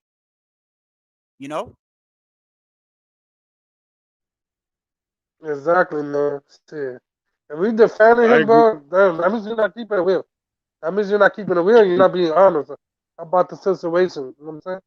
No, I agree though. I just don't like the fucking because they're calling him a crackhead, fucking So alcoholic. He's spending all his son's money, and I'm like, come on, bro, just keep it. that's Look, that's just bitter people, Shadow Ghost. You can't change their yeah, minds or their because opinion. at the That's end of bitter the people. day, bro, look. At the end of the day, that's his father, Troy. You know what I mean? Now, look, Yeah, he yeah, needs yeah. to be held account. Yeah. He needs to be held accountable for He the needs shit that help. he Yes, did. yes, Yeah, it does. yeah, he needs to be held accountable. But as far as like degrading him as a man and saying, oh no, that was nothing they were saying. He's all coked up. He's all coked up and all this other shit. Is like, yo, just call him out on the shit that he did. He was talking a lot of shit. He almost caused the fight when Kambosos was training. When his son didn't prepare properly. He got rid of Rubio, which was a defensive coach. He didn't give him good advice in the corner. You could say all that. But calling the man a crackhead and a cokehead, and I mean, to me, that's just extra. That's too much extra for that, bro. Both of them need to be held accountable. Because Yeah, for and the son, no, thank you, because Troy. Shadow, Go ahead, Troy. Thank you. Because right? I Because said the that son too. to, I said Tio needs to be held accountable because he's a right, grown right, man. right. Because for the son to say that he wanted to move up 2 years ago, that tells you something. He's been struggling to make weight for 2 years. Why would his father say, no, no, just stay here, just stay here? He should have said, nah, Dad, I can't make it. Let me move up and we do our business up there, right? But but again, he gave in to his dad and he just followed suit with that, right? So both of them need to have a heart to heart and come to Jesus type moment and deal with what they deal with behind closed doors, which is none of our business. And then personally, I think the father should step away for a little bit, and then he should get a better trainer like Tommy Brooks, who just jumped off the panel here, and get himself ready to start winning again. Because if he keeps following the path that he's following now, he won't even be remembered as a T-shirt, and that's a damn shame because he's a very talented I young tell you man. what, Troy, I'm glad you brought that one up because I believe, like I told Glenn yesterday, if he stays with his father, he's gonna lose his next fight, bro. If he's gonna stay with his father, his dad is bringing tremendous negative energies, bro. When you have a lot He's of gonna lose. negative energy, you can't think right. You can't. You just can't. You know. And you So many remember yesterday, negativity Guido, around you. and Guido, you It's just remember the yesterday truth, bro. when It's the truth. when That's why when I like when we being was on on. Guido, Yeah. you remember when we was on my live yesterday, and I said, he needs to have a talk with his father, but sometimes Yeah. sometimes Yeah. that's hard. It's easier said than done because that's your pops, and you look up to your pops, Yeah. Yeah. And my pops died when I was 18, bro, and I just remember my pops would do some fucked up shit, but it was hard for me to talk to my pops because that was my pops. You know what I mean? Like I didn't want to be out of place, but you're right. I mean, this is his career. He needs to sit down with his pops and say, look, man, Dad, look, you could still be my manager and all this other stuff. But as far as coaching goes, and as far as but at the same time, I got to look at the flip coin to that. His father got him to. I mean, they both did, but his father helped get him to where he's at. But I feel like once you get on an elite level, there's nothing wrong with having outside help. I was shocked when I spoke with Teo Senior 2 weeks before the fight, and I was asking him questions, and I said, hey, the guy that was helping Tio out with his defense with Lomachenko, Rubio, he said, "Oh, no, we got rid of him. We got rid of him. Yeah. I got rid of a lot of people He on was my gonna team." say too what they did. Yeah, Gotta and go. when he said that, I'm thinking like in my head, but like it's normal for fighters to have like a cut man, then you got a strength and conditioning coach, and then you got somebody to help you with your defense. If you take all those people out, you just putting all those positions on your one play, on one person. And, All right. and yeah, his dad does need to be accountable, Troy. I just, as far as like the only thing that, like, even if he does have an addiction, let's say he does, I don't know if he He does, does. but He right, does. he does, right? Yeah. Like, Yeah. I'm a recovering alcoholic. I'm a, Hey, he was you know what drunk I at mean? the fight, Shadow. Yeah. Look. Even if it is, those are personal things that like he needs to deal with. You know what I mean? And I just feel a certain way with people. It's easy to call somebody, while they haven't. I mean, if you've ever been through an addiction, then you would understand what I'm saying. It's easy for people to, you know, slur insults and call people crackheads and alcoholics and stuff. But that's a serious. I mean, that's no more different than to me, it's like a disease. So, and I'm not saying that is right. That shit need to be addressed because obviously that plays into what happened. You're not focused. You're not focused on what you're supposed to be doing. I just feel like it's a little bit too much when got people just calling the man a crackhead and a coke. I mean, that's still his pops, bro. And I'm pretty sure you wouldn't want nobody talking like that towards your pops. And I mean, that's just I don't know. I have a different type of I look at it differently. I'm not saying he doesn't be held accountable though. That's not what I'm saying. You know? Yeah, Yeah, man. I feel what you're saying, brother. You know, I agree 100%. And look, I'm gonna be honest. I'm Yeah, being a little bit biased. I'm being a little bit biased because when I think of his father, I think of my father. I don't have my father anymore. I don't have my mom anymore. So I have that's his father, and to me, there's certain things that's kind of off limits. But that's me. Y'all ain't got to do that. Y'all want to call him a crackhead or y'all go ahead and call him. I'm I not won't gonna do do that it. either, bro. I'm I not won't gonna say do that. it. I'm not gonna do it. Yeah, I mean, I'm just saying if it's affecting, see a female. You know what I'm saying, bro? And we want the best for his son, right, bro? And Yeah. when you No. see that it's getting too obvious, you know what I mean? I Yeah. think he Look. needs He help needs too, to bro. sit down. He needs to sit down and talk with him at the end of the day. You know. Yeah, I think right now we're wasting energy on stuff we have absolutely no control over. As fans, we have no control over the father's actions, the son's actions. We just got to appreciate the fighter, and then we can focus on saying, okay, this is what I believe the fighter needs to do to improve. Me personally, let me tell you what I think should happen. It's not going to be easy. You should separate from him and get him some help, and then he should sit down for a little bit, cleanse his soul, and then come back at 100% and recharged and ready to go take care of his business. Because I would never personally jump back in there right now with all that's going on around me. Right. Well, first of all, you have to deal with the fact that it's going on around you. You have to accept it, right? That's the first thing you do as a human being. You accept it, then you start making moves. Like right now, my house looks like complete hurricane. So I'll be spending my night, or really tomorrow, cleaning up my damn house, right? But I have to accept the fact that I caused this mess and I got to clean it because that's my thing, right? And so the same thing with life. You see a mess around you, you have to first accept that you caused that mess because it's your life, and then you have to take the steps to start cleaning it, and then you go about cleaning yourself as well. Then you can get your best effort in and start all over. Even if you have to do it 1,000 times to get it right. Get it right. Yeah. Right. And you need people around. Look. Like when you're going through something or you're struggling with something, you need like to have a grown man conversation, even if it's with your pops or whatever. You know what I mean? But I know that people going through addiction and shit like that, you know, just calling them a crackhead and this and that shit don't help. That shit don't help. You know, even I mean, admitting that you have an issue is one thing, you know, but insults is another thing. I mean, look, the man ain't perfect, obviously. You know, it's it's weird because you know, it's hard when you have a father as your trainer, because you know I can almost guarantee that it's different when you like. There are some fighters that their father wasn't in their life, and then like for instance, Tank and Calvin Ford. Calvin Ford is like a father figure to Tank, you know what I mean? But that's not his actual father. So it's a little bit different when you have your father and he's your trainer. You know what I mean? And I feel like, and it does affect, because look at Sean Porter and Kenny Porter.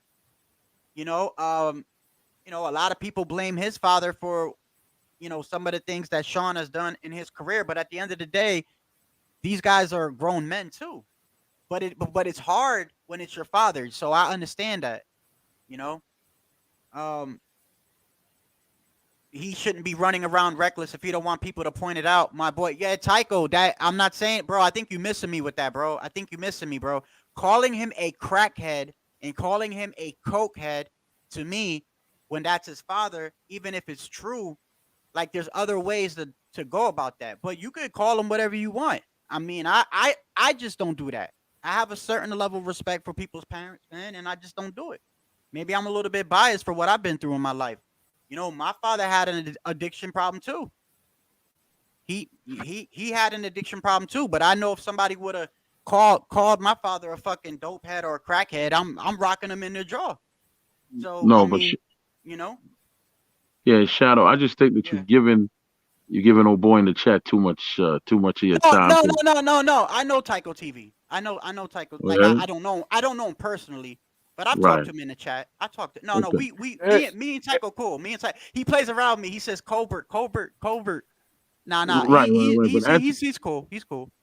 okay, but answer this Hey, question. You said people need to call Kenny Porter out about the stuff that he's done. Call him out about what? No. That's not what I said. I said Uh-huh. people with the father and son trainers, right? Look, when a fighter loses, let's just be honest. Anytime a fighter loses, one of the first things people do is talk about the trainer. I noticed that anytime a fighter loses, the first thing that they do is they talk about the trainer, which is actually, it makes sense because he's the trainer. You know, like when Joshua lost, I even said I felt like he had like 15 dudes in the corner telling him, you got one guy saying one sentence, another guy saying another sentence. And with Kenny Porter and Sean Porter, I've heard people on other panels like say, well, his father's the problem. His father is this. His father stopped the fight too early, or his father trained him like this, and his father. And I'm like, okay, but that's still his father. It's easier said than done when it's your father. You know, when he's not your father. That's what I'm saying. So it's like, I think Tio knows this, bro. I think Tio knows deep down inside that his father has some problems, you know. hey, But I want to ask Taco TV, where did he got that information? Why does he only have 20,000 K in his bank and a bank yeah, I account? heard a couple Damn. people say that. I don't know, where did they I, get that from? I would like Taco TV to explain that to me. How he got that information? That's crazy. If But that's I'm true, you know saying what I'm saying? like he probably just hasn't gotten that check yet. You know what I mean? Like he probably had that because of the fight getting pushed back and shit, and they spent a lot of money. You know what I mean? I'm not saying that it's true though. I have no idea, and that's why I didn't highlight the comment because I prefer not to talk about nobody's pockets. You know what I mean? Yeah, and No, that's the Um, thing with boxing nowadays. It just gets too personal because we shouldn't care or we shouldn't want to know how much a fighter has in the bank. There's none of our damn business. yeah. None Hey, of Tycho, yeah. Look, if his addiction is affecting To, which obviously, let's just cut the bullshit out and know anyone that has an addiction is affecting everybody around them. That's just point blank. Period. Anyone that's been in addiction would know that.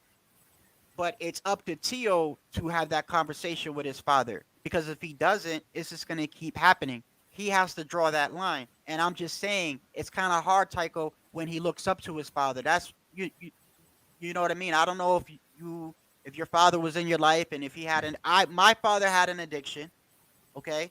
My father had an addiction before he was killed. Before he was murdered, he was clean for about 2 years. But when he was in his addiction, yeah, it was affecting me. It was affecting the household. It was affecting everything. You know, it's a sensitive subject, and of course, us as the fans, a lot of people were saying he was drunk at the fight. Some people said he had a bottle in his pocket, or that's Tio has to address that though, because we could say it all day long that we think he needs to do this and he needs to do that, but at the end of the day, Tio is the one that's not saying anything and allowing it. He needs to talk to his father. Shadow, stop ducking Southpaw since he said to come to your gym. Hey, bro, they're in love with you, bro. Yeah, Bro, they They love love you out me, here. bro. They love me, man. They love me, bro. We My got the number one fi- we fans, got- bro. we- Shout out we to my got- number one fan. Give him a shout out, Major Key. Yo, we You got got the some fake real sinister. fans up in this bitch, Shadigo. Yo, man, it's my Yeah, fans, bro. I can't help my fans. We got the fake sinister in the building, bro. The real sinister's a homie over here. You the fake sinister. My fans, bro. Hey, man. Hey, shout out to my fans, man. They follow me wherever I go, man. Shout out to my They're fans, obsessed bro. with you, bro. You know? Hey, man. It's, I rent look at space. Shadigos, you know? Oh yeah, man. Hey, listen. All day today, bro. I'm telling you. Listen, from Lady Chan all the way to H Money, all the way to Major Key. Every panel I hopped on, these dudes was in there, keeping my name in their mouth. It's like I'm renting space in their head, bro. It's number one fans, bro. I can't. You know what? What's that word for it? Major Key. When you have an OnlyFans page, I'm gonna open up an OnlyFans page. I'm gonna put them on there. Yeah. That's I'm gonna what's have up. these dudes. That's what's up, man. What? So I mean, because we kind of chopped it up for each fight every Major Key Monday this month. But what do you think, right, is the significance as far as Triple G and Murata? Because you see, we got Munguia calling out Triple G. You got Jamal calling out Triple G, right? The guy's aging, they try to wait him out. You know what I mean? Now they want to act hard and shit. You know what I mean? So who do you actually see PBC lining Jamal Charlo up with? Who do you see the zone lining up? Because we have to think about that too, promotional companies and all of that, to see what happens next. And Glenn, not to cut you off, brother, but I want to ask. Yeah. Cut you, my bad, but I got to tell this. I don't know if you heard, right? Eddie Hearn signed a petition for Demetrius Andrade to fight Jamal Charlo.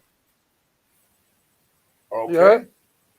So what y'all that think means about then is that it's going to be up to the sanctioning body to approve it or not, then, right? Yeah.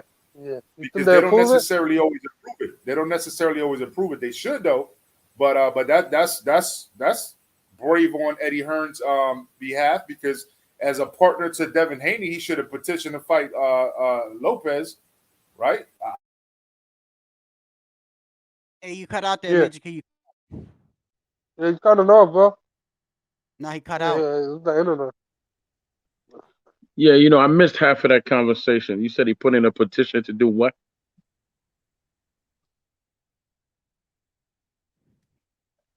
Did y'all hear me? Say that again, Troy. Yeah, that yeah, again, yeah. sorry. He Say it said again. he said Eddie Hearn. Guido said Eddie Hearn put in a petition for Boo Boo to fight Charlo Demetrius Andrade for Charlo. the 160. Let me quote DMX. Talk is cheap, mother. And I'm not gonna cuss. Hey, I just Troy, we want to need see that the damn energy, fight. though. We need that energy. Come Huh? on, Troy, bring that energy, bro. Bring I that just want to energy. see the fight, man. I want to see a fight. I That know. I'm glad he did it. I'm happy he We did just, it as a fan. But yeah. call me when they in the ring and they saying over here in the red corner we got some guy named Andres, and over here in the blue corner we got some guy named Charlo. Finally, and they're about 40 years old, but they about to get it on because they don't get along. You know, they need to make that Yeah. fight happen starting next year. You know what I'm saying? That would be 2022, such a everybody beautiful needs to thing. fight each other. Everybody got to fight They each should other starting next year. Yeah, no, but they should have a tournament. They should have a tournament at I know, middleweight because bro. don't they have four champions? Don't they have four? They have four champions, right? Where at 160? Yeah, Yeah, they they have got. four. Yeah. You got two Yeah, Petit. so You got fucking Andre. Yeah.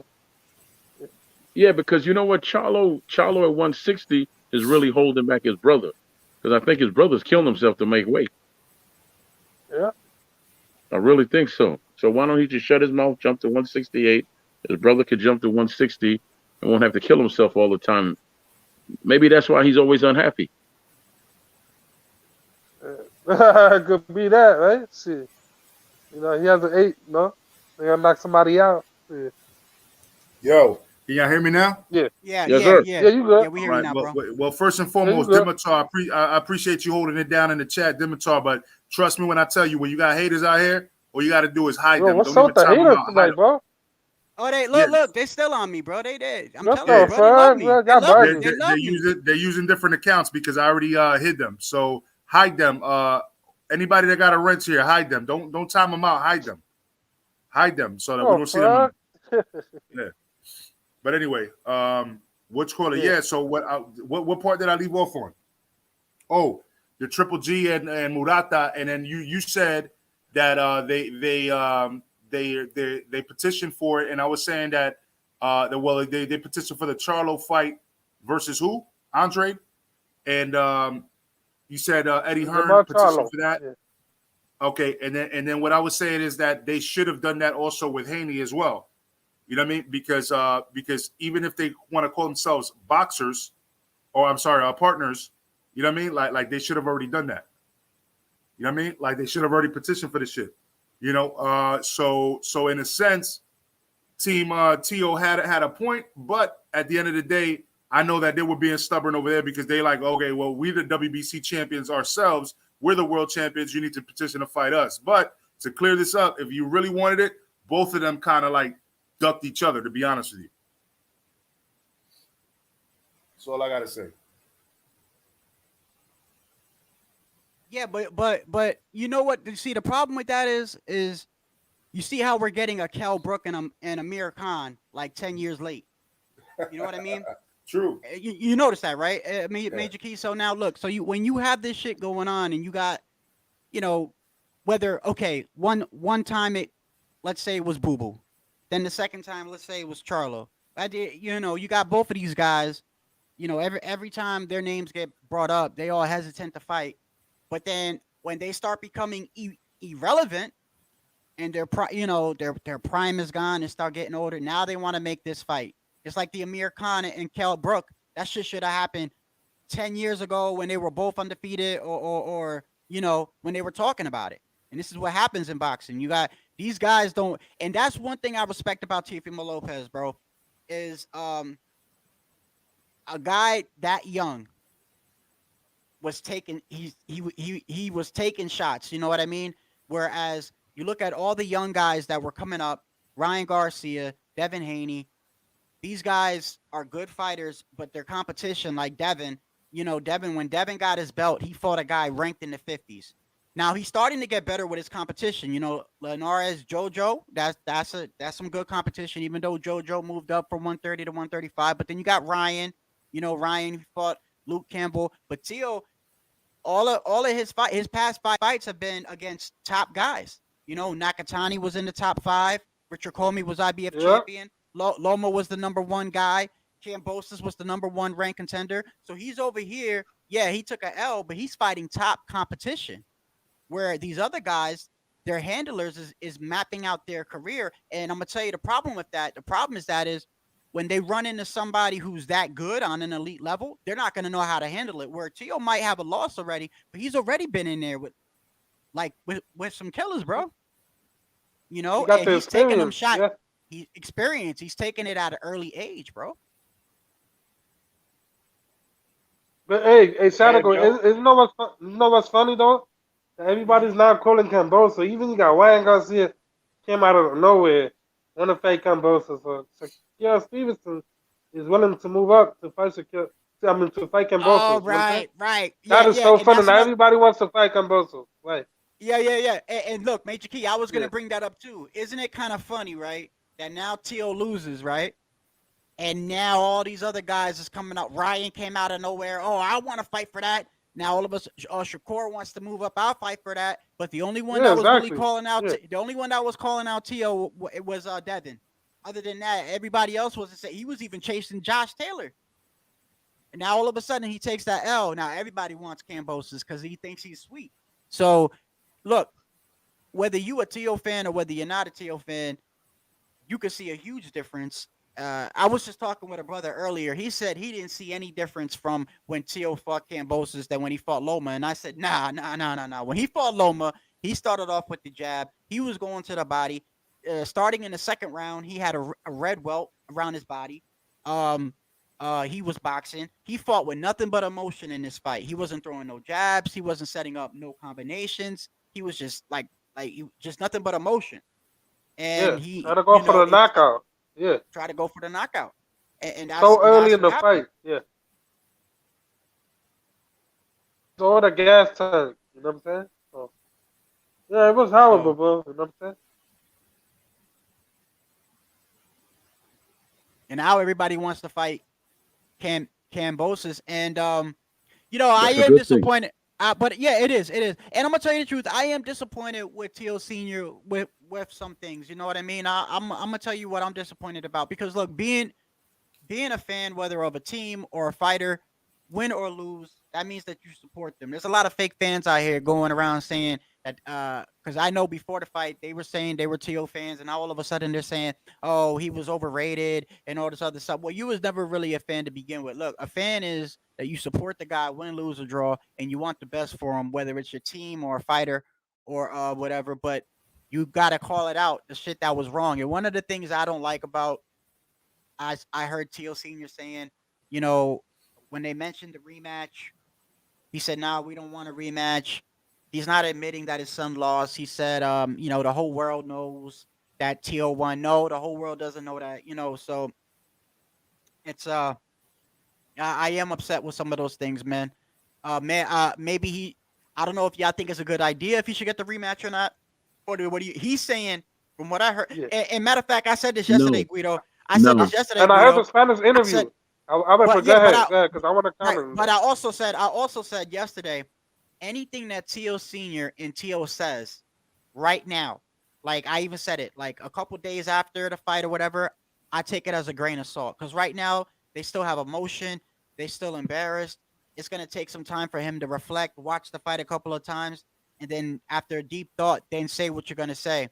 But he said that he doesn't want the rematch because he wants his son to move up to 140 because he was dying at 135. And maybe that does make sense. What do you think about that? I mean, he should have done it a while back. Major Key, Troy Graham, Shadow Ghost, Guido, what's up, my brothers? What's going on, bro? I mean, we had a fake one.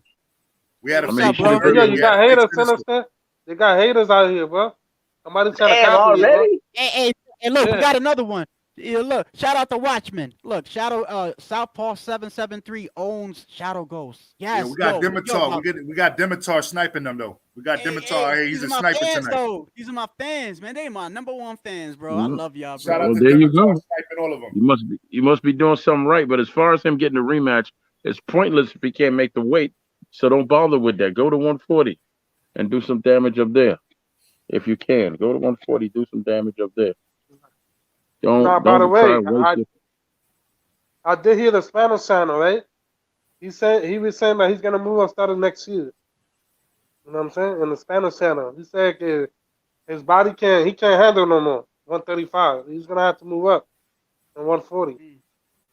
They asked him if he willing to get the rematch. He said no. So, but remember, Remember after Yeah. the Loma fight, right? They were saying that he was having trouble making weight, and he's like, "No, what, you fucking crazy? No fucking problem making weight." Yeah, Come on, I bro. think he was a little bit in denial there, bro. Yeah. Jason, what's going on, brother? You could click the link as well. Hey, yo, shout out to all the haters, man. Make sure y'all smash that fucking like button. I Shit, told him, you bro. know? I forgot to put my banner up for the Cash App. So yo, all the haters, make sure you donate too. If y'all don't donate $100, I'll pop up on Southpaw shit tomorrow. Y'all can tell them I'm coming too. Yeah. Fanboyism, don't spark madisms. You know what I'm talking about, Major Key? Hell yeah, man. Oh, we did with Spark Madism. Doom, doom, doom. Yeah, I know what you're talking about. Yeah, I remember when that joint came out, bro. That shit was fire when it came out, bro. Oh, dude, I still jam Channel Live, boy. Yeah. Yeah, man. So anyway, so moving forward though. So moving forward, man. So what y'all want to talk about? Any of these fights that just happened, or like the upcoming fights? We didn't touch on the Figueroa fight because I really had him winning that fight. That's true. I really had him winning that fight, but since Senator's here, you know, I tell you what, man, you know, by the pricking of my thumbs, something sinister this way comes. So go ahead and start off the conversation. All right. Well, I saw the fight, and I had Figueroa winning. Dude, he outlanded him. He pressured the fight the whole time, but I have to say that Fulton did land the combinations, though. And I think what happened was that Figueroa kept coming in, and he just took his punches, and man, Fulton was just racking up the points. Dude, he landed, I don't know how many times he landed that uppercut.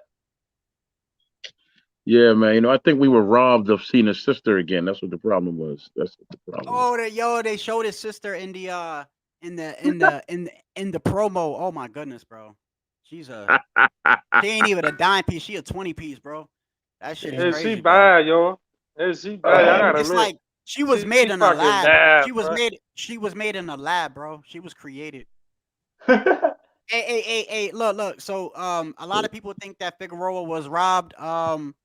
You know, the only thing is like the fight was very, very close. If I had to give someone a nod, I would have gave it to Figueroa. But you know, I just hate that when fights are that close. I think they should just call it a draw. I think they should just call it a draw, let them rematch. But you know, either guy that got it, I can't really call it a robbery because to me, a robbery is like one-sided. You know, and I don't think the fight was one-sided. I think it was very, very close. I think we should start some players bouts. You know, we should pick out like I'll pick like Shadow Ghost is the one I'm gonna train to get old boy's sister, and then Major Key could train you know train Guido how to get the sister. I think Shadow Ghost gonna get everybody. I've been out with Guido, man. Guido can handle himself, bro. Like that motherfucker was on the dance floor, bro. Like I've been out with Guido, you know what I'm saying? Hey, yo, tell him how I be in the club, bro. Tell him. Yeah, for real, man. Yeah, he was out there bagging numbers, man. Like, you know. So anyway, shout out to everybody in the chat, though, especially the consistent ones, Dimitar, Tycho, welcome Hooker Mustang, G-Ball, Kali. But I appreciate you guys, you know what I'm saying, the greatest. But I appreciate all of you guys commenting, man. That also helps the algorithm as well. So, Jason, welcome to the building. Dudes, man. What's good, man? Hey, Deshaun, what's up, man? What's good, Salute, Deshaun. What's good, Sinister, Guido, Troy. Hey, what up? Hey, Deshaun, you was there yesterday. Oh yeah, you remember there at the end of the live? Yeah. Now I got a lot of fans, bro, because of that, bro. I got a lot of fans, bro. They love me now, bro. Yeah. Shit, if I'd have known that was the key to success, I'd have did that shit a long time ago. Shit. Yeah. It was that one guy. He was defending the Southpaw dude. Yeah. And I said, bro, like you know, I already know what I need to know. He done came on my boys live and I'm fucking disrespected him and disrespect Latinos. And ever since I said that, boy, they don't follow me. That's good though. It is what it is. As long as they hit up that Cash App for Major Key. You got the Cash App on the bottom? Oh, I see it. Yeah, man. All they gotta do is donate 100 and I'll show up to Southpaw whenever they want me to. You know what I mean? Like we could do that. Okay, well, let me say this, then I'm gonna go back on mute here. It's too many vaginal people men. Let me just say, too many vaginal men talking boxing, and you can't say nothing to them and things like that. Listen, on this panel alone, we went from talking about somebody's sister to talking about life, and we brought it back to boxing. Was a couple of jokes thrown up in there too. That's what it's all about, man. You can't be tender skinned when you do this. Just have some fun and live life. Because at the Yeah. end of the day, when you turn to dust, no one's gonna miss an angry ass man. Nobody. It Yeah. is all And just boxing talk. but you know what it is too. Let's be honest. Not everyone is like us, Troy, and everyone on this panel. Like for instance, Deshaun was telling me yesterday in his live. He's like, bro, I'm like, he was like, I'm in my 20s, and a lot of these guys, 30, 40 years old, acting a certain way in front of the camera. You know, talking all this rah rah and stuff like that, stuff that you know that they wouldn't say to your face and stuff like that. And it's just how the internet is. I think a lot of them do it for clicks. I think a lot of them are bored. You know, not everyone can just have a regular conversation and talk about life and bring it back to boxing, Troy. That's just how it is. We're gonna have people that can't do it. It's not they either they weren't brought up that way or they don't have enough intellect to have a conversation like that. They just, throw insults, disrespectful. I'm gonna come see you, but yet they don't do shit. It's just how it is, Hey, man. come to It's ABC fucking gym. YouTube. Come to Chicago, ABC gym. Hey, Oh, fuck they be out of saying here, some dumb man. shit in the chat, bro. Yeah. Yeah. Hey, they're my fans though, man. You gotta Uh, understand that my fans are not the smartest fans, but they're fans. You know, and so at the end of the nah. day, but hey, look, this weekend, right?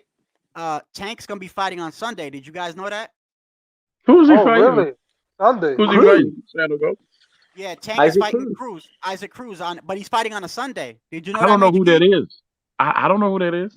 Javante, Javante, Javante Tank Yeah, is Davis. that my Uber driver he's fighting? Damn, sound like my Uber No, I driver. don't know who Isaac Cruz is, baby. I don't know who that is. I don't know, but it sound like my Uber driver. Know what I mean? Troy, he's the pretty much just look at all of Tank's last opponent, same thing, flat footed, come forward, no defense, pretty much that, and just have a puncher's chance. I mean, for Isaac though, at least. Does he have a belt? Is he undefeated? I mean, what is so special about him? No, what's special about him, he's a great Uber driver, like I said,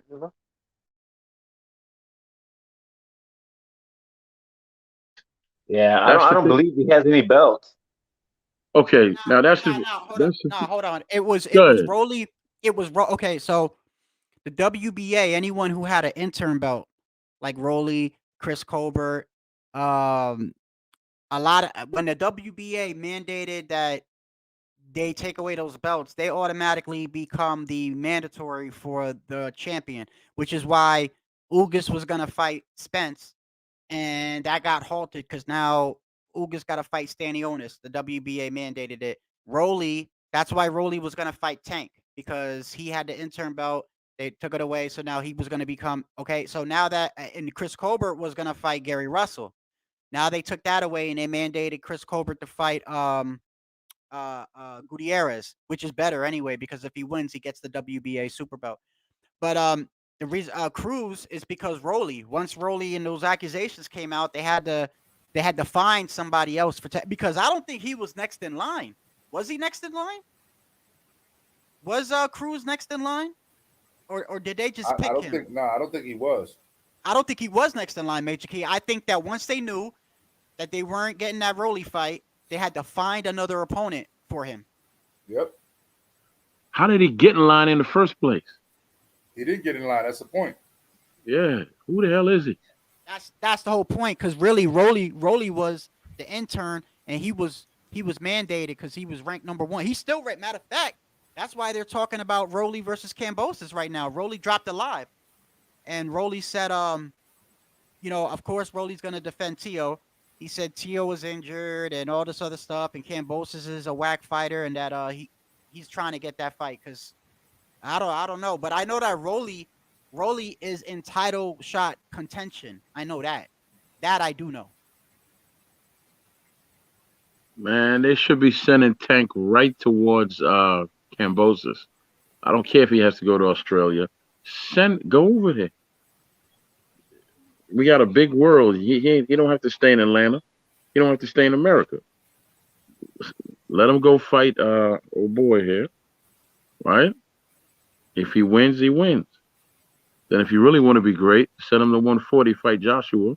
He might lose, but Hey, hold on okay. 1 second. I'm sorry, because somebody said something to Major Key. Major Key, if I send $100, are you gonna pull up to Chicago? Oh fuck! That ain't enough bus fit. That ain't enough money to get to Chicago, even on gas. Exactly. He said, What the fuck? he said, send me $100. I'll show video. I'm already going to Chicago. You might be Okay, able. listen. It might be enough to get him a bus pass. Okay, listen. Tell him to add another 3 zeros, and me and him will show up together. All right, fair enough. Ah, damn. Now you gotta add another 4 zeros.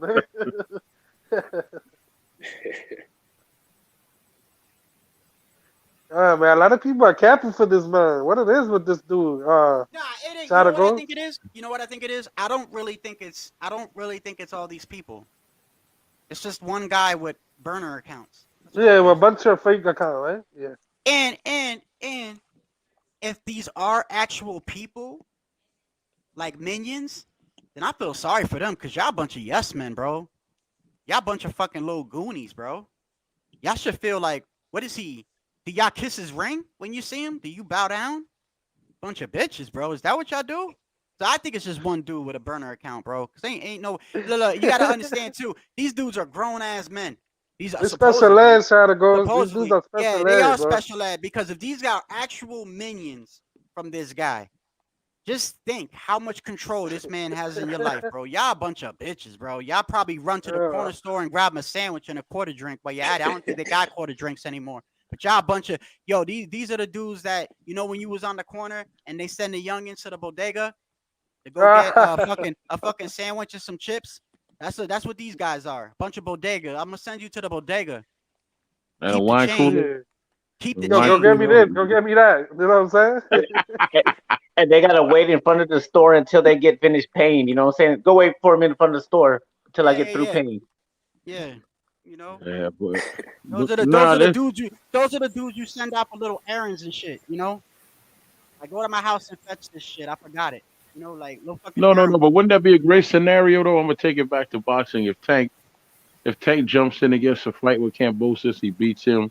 Then he jumps up and fights Josh Taylor and he beats him. That'll be great, wouldn't it? It's not gonna happen, but I'm saying it'll be great, right? Hey, Taco TV brought up Aline versus Fulton. That'd be a damn great fight too. Thank you so much. Yo, who brought that up? Taco TV. Yo, Tycho. Yo, check this out, bro. Hey, murder man Chucky. What's good, bro? What you told me yesterday? Hey, that was the guy that was in your channel, right? That was the guy that was on my channel.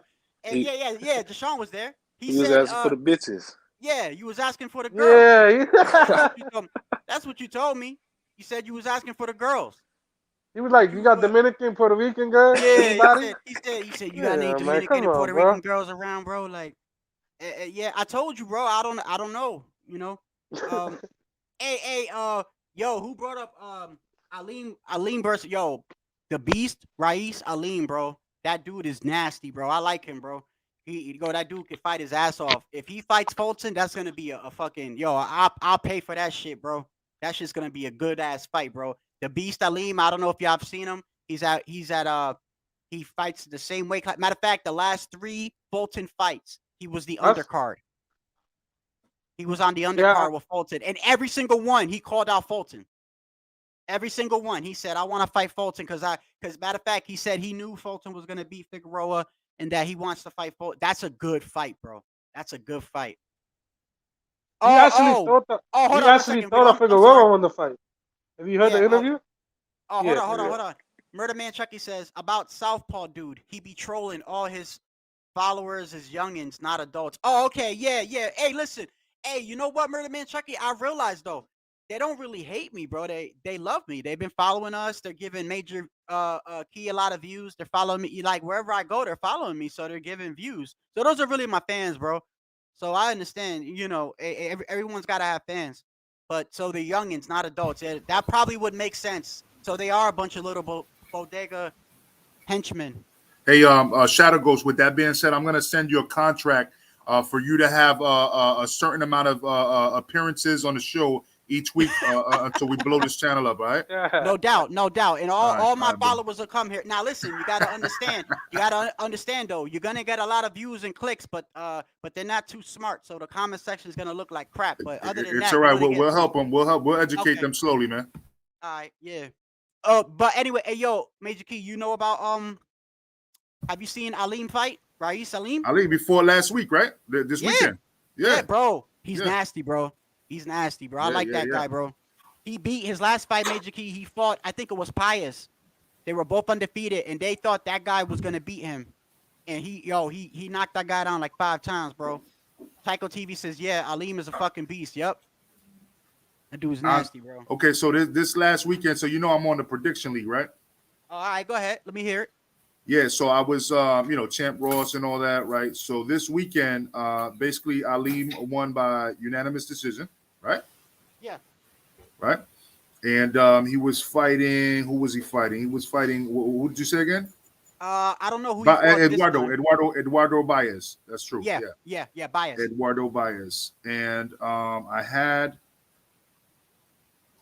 Aleem unanimous decision. So I got that one right. Yeah. Yeah, I had that one right. I'll tell you right now, if anyone can beat Fulton, in my opinion, it's Aleem. I really think Figueroa can beat him if he had a rematch, but Aleem, I'm gonna tell you why Aleem. Because Aleem can box, but he's pressure. He's a pressure boxer, and he's got power in both hands, and he's a switch hitter like Crawford. He's a switch hitter. Yo, So- you know what's interesting? My bad to cut this off, but on the Showtime pay-per-view for Gervonta Davis, Isaac Cruz, Sebastian Fundora is fighting Sergio Garcia, who's also undefeated. Oh, they are? Yep. Yo, we were talking title about eliminator. Fundora. We were talking about Fundora yesterday because you know who I feel like they're doing dirty. I feel like they're doing what's his name dirty. Damn, that dude that Charlo knocked out a long time ago. Charlo. No, the guy that Jermel knocked out a long time ago, and the Hammer Lubin. You know what I'm talking about? Yeah, Erickson Lubin. Lubin? Yeah, Erickson Lubin. I feel like they've been doing him dirty, Major Key, because when he lost to Charlo, he got dropped out of the rankings and had to fight his way back. And since then, he beat I'm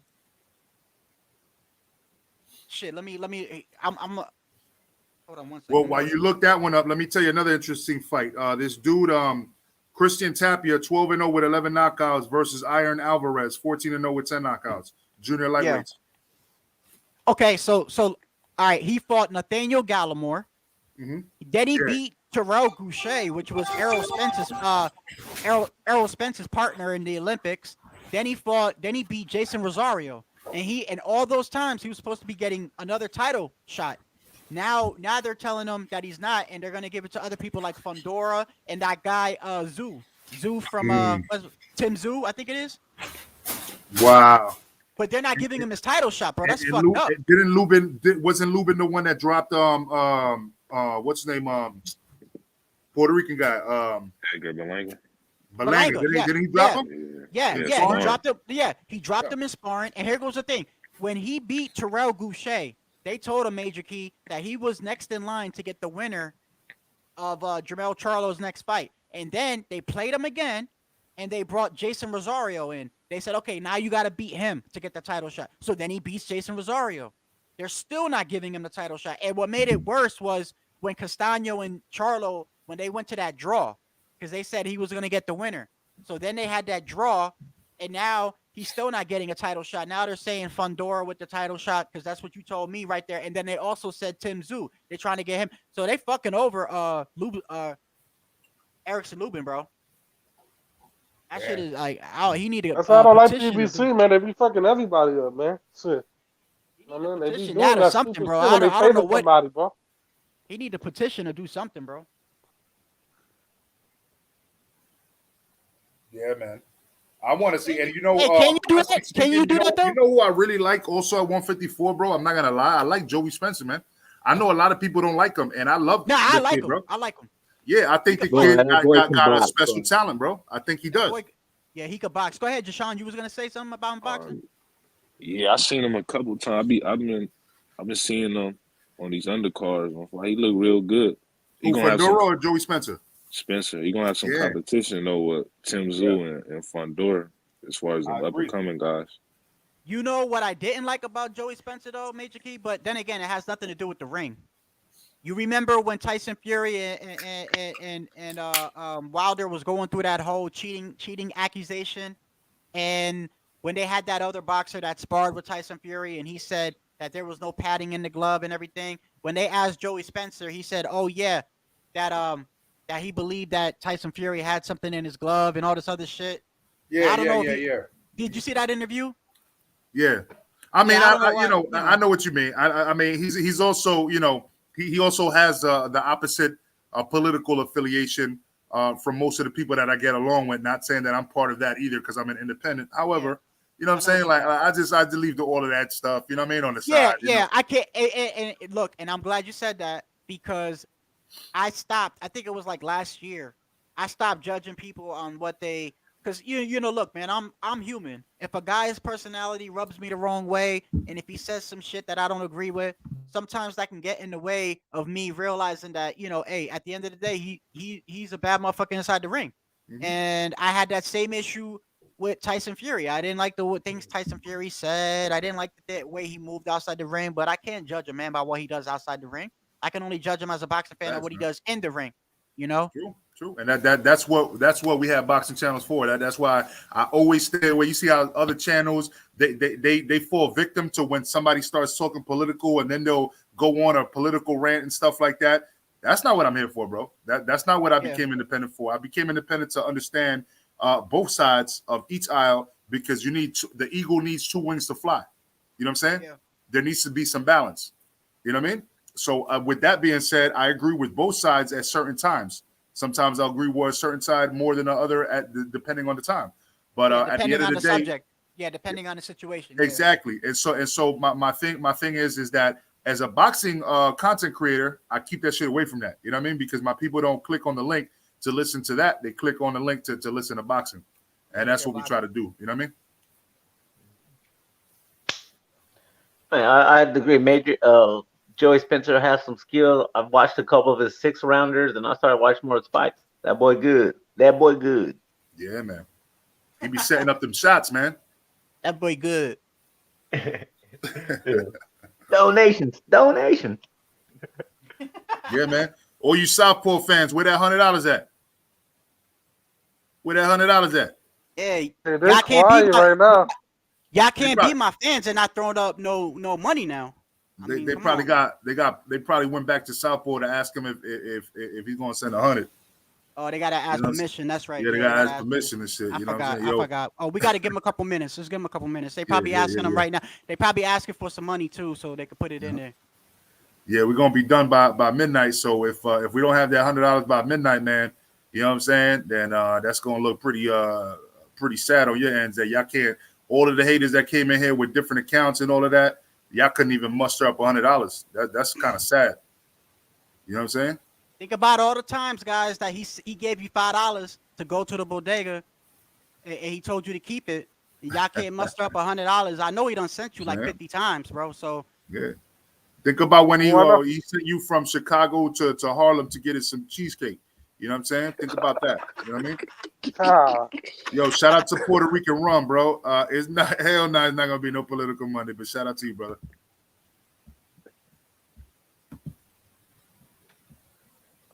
Go ahead, y'all.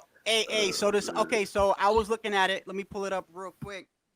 Let me let y'all know. I mean, y'all already know, but still, I wanted to, since we already talking about this weekend or was talking about this weekend. So, we got Anthony Yard versus Lyndon Arthur, and we got Devin Haney versus JoJo, all on December 4th. And then on December 5th, on Sunday, Gervonta versus Isaac Cruz. Now, the undercard, the co-feature is going to be Sergey Derevyanchenko versus Carlos Adames, and then also Eduardo Ramirez versus Miguel Moraga. So these are not good undercards. That's not, but bro, can you believe they selling that for a pay-per-view? Major Key? Check this out. So you got Tank versus Cruz.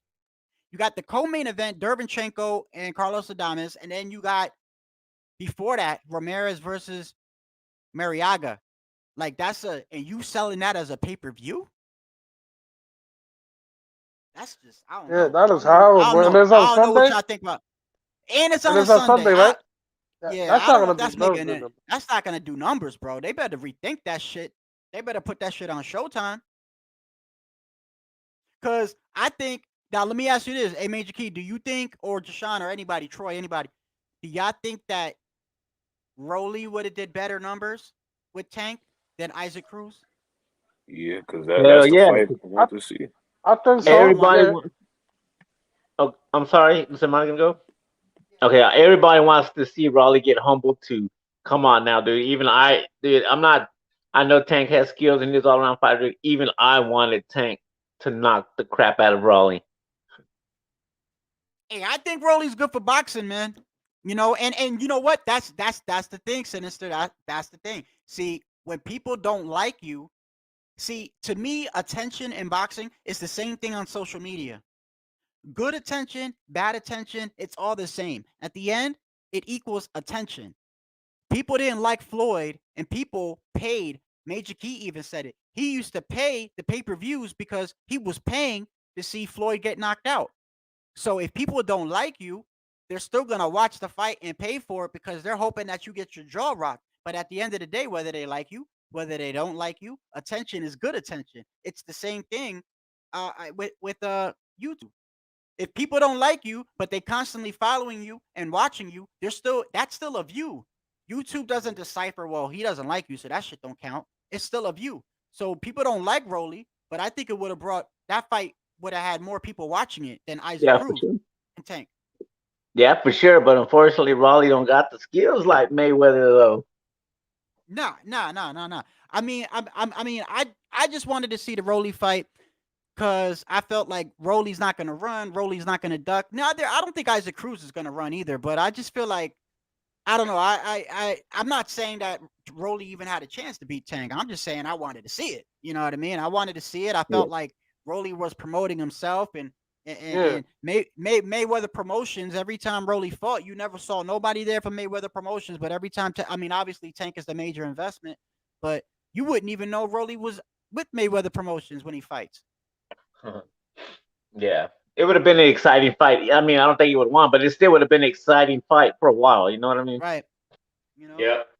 And we learned from this past weekend, you can't take no one for granted. And so I hope Devin Haney's focused on JoJo, man. Hey, I was gonna ask you about that. What you think of Isaac Cruz can put it off or not, right? You think he just gonna get knocked out like that, or you think he'll probably put up a good fight? I think he's getting knocked out. I think Rowley would have got knocked out too. But then again, you never know, man. This is, you know what? This is That's what I'm saying. One punch changes everything. Oh yeah, absolutely. One punch can change everything. And let's not make it seem like Isaac Cruz can't punch. He can't punch, but I think Rowley's a little bit more powerful than him. Rowley was definitely the bigger man. Fucking Isaac Cruz is like 5'3", bro. He's like, let me look him up real quick. He's small. Put it like this: he's smaller than Tank. Oh shit, for real? Damn. Yeah, he's small because they let me show you right here. Isaac Cruz he's 5'4". Damn. He's 5'4". Javante. Oh, he's 5'4". What's Javante? He's 5'4". Javante's 5'5". Damn. That's not bad. That's 1 inch, you know? Mm-hmm. Yeah. What happens to boxing if JoJo beats Haney? Oh, a whole nother world. Yeah. We have a whole different board game. You know what I mean? And that's what I'm trying to say. Everybody jumping on T.O. and talking all that shit, and they couldn't wait to see T.O. lose, and they love it, and they eating it up. But they're not realizing that shit can happen to anybody, bro. Hey guys, I'm a fall back into the background to let LT in real quick. All right, so y'all hold it down. All right. All right, we're good. Yeah, but that's true, Shadow. Shit. That'd be crazy if that happens, though. Huh? Yeah, I don't think it's gonna happen though. Yeah, me either. Well, look, you never know. No? What's Who we up, got? LT? LT in What's the up? What's building? up? Yo, ¿qué ¿Qué está onda, raza? pasando, LT? ¿Qué onda, Dímelo, pa? ¿Cómo loco. ¿Qué estamos? pasó? Aquí Estamos. estamos nomás. Give me just a second. Give me just a second.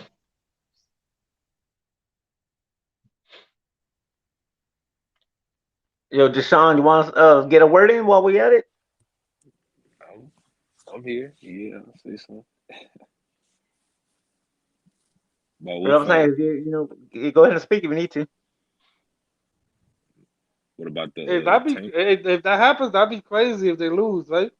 I just don't see that happening though. You know? I feel like Joe. Look. I think people sleeping on JoJo, man. Yeah. You know, JoJo had good competition at 130. The only thing that's like kind of like I think there's gonna be a factor is he's the smaller man. He's definitely the smaller man. And if you remember, Mauricio Suleiman was on the Boxing Voice, and they ate it up, man. They took that clip and people made videos about it. But did you hear what he said about? Because you know the WBC, they weigh you a couple times, so they'll weigh you a couple times. And he said that Devin Haney came in. I don't know if it was with Gamboa. I think it was the Gamboa fight, but Mauricio Suleiman said, because Bill got on there and Bill started arguing with Mauricio, trying to he was talking about Tio and everything. And Mauricio Suleiman put him on the spot and said, "No, you told me that your son was moving up to 147 or 140 because when he came into that fight, he weighed 160, 170." And I think whoever was on the panel was like 170. So yeah, like Devin Haney, Man, that's a lot of yeah, weight. he came in at one of his fights at like 161, 170. So he's So, really he's definitely the bigger guy. That's the only thing with JoJo is that JoJo is fighting at 130. He's moving up to 135, but he's really the smaller guy. But as far as competition and skills go, he had great competition at 130. Yeah, that's how I said we can't oh count him out shit. yet. I feel like Georgia does got a chance, man. But I'm Hey, gonna what's say up, the Shadow Devin Ghost? Haney. Hey, Dímelo, what's up, bro? LT, ¿qué está pasando? ¿Qué es lo que? Hey, what's up, Sinister? I'm just What's chilling, man. up, LT? All right, Woo, good. man. I'm excited, man, about this Tank Davis and Isaac Cruz, bro. Ah, por Are you favor, are you le voy a saying noquear. that sarcastically? Are you saying that sarcastically or are you serious? Ah, man. Nah, look, man. I'm pretty sure Isaac Cruz might get knocked down, but if he doesn't, put some money on it, man. Fuck it. You know what I mean? Shit, It's the after what year happened of this weekend, it's the year of, you know what I mean? You know, upsets. so and not just that. I'm sure that Isaac Cruz will expose some holes on Tank, even though he would lose, even though he might lose by him, by getting knocked down. But I'm sure that what he brings on the table, he will expose some holes on Tank. Besides, we've seen before, like one of the main ones. I just want to know how good his fucking chin is. Cause man, I know Leo Santa Cruz. I just know Leo Santa Cruz knocked him down in the first round. You guys And you remember know that what? shit? And Sí, you know yo me what? acuerdo. Yeah. Yeah. And check this out too. They were talking about it on another video, LT.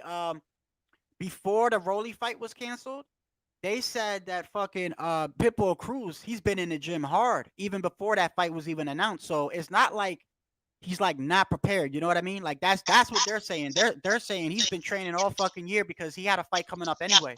So he's in shape. Right. Yeah, he's in shape, and what I've seen on the All Access Pass, all I see is Tank just fucking running in track, bro. Just fat camp. You know what I mean? So it makes me think, bro.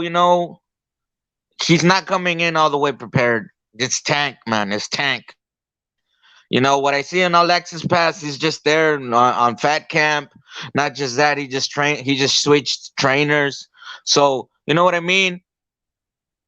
Shit. So Right. yeah, He's man. not a coach Kevin no more, right?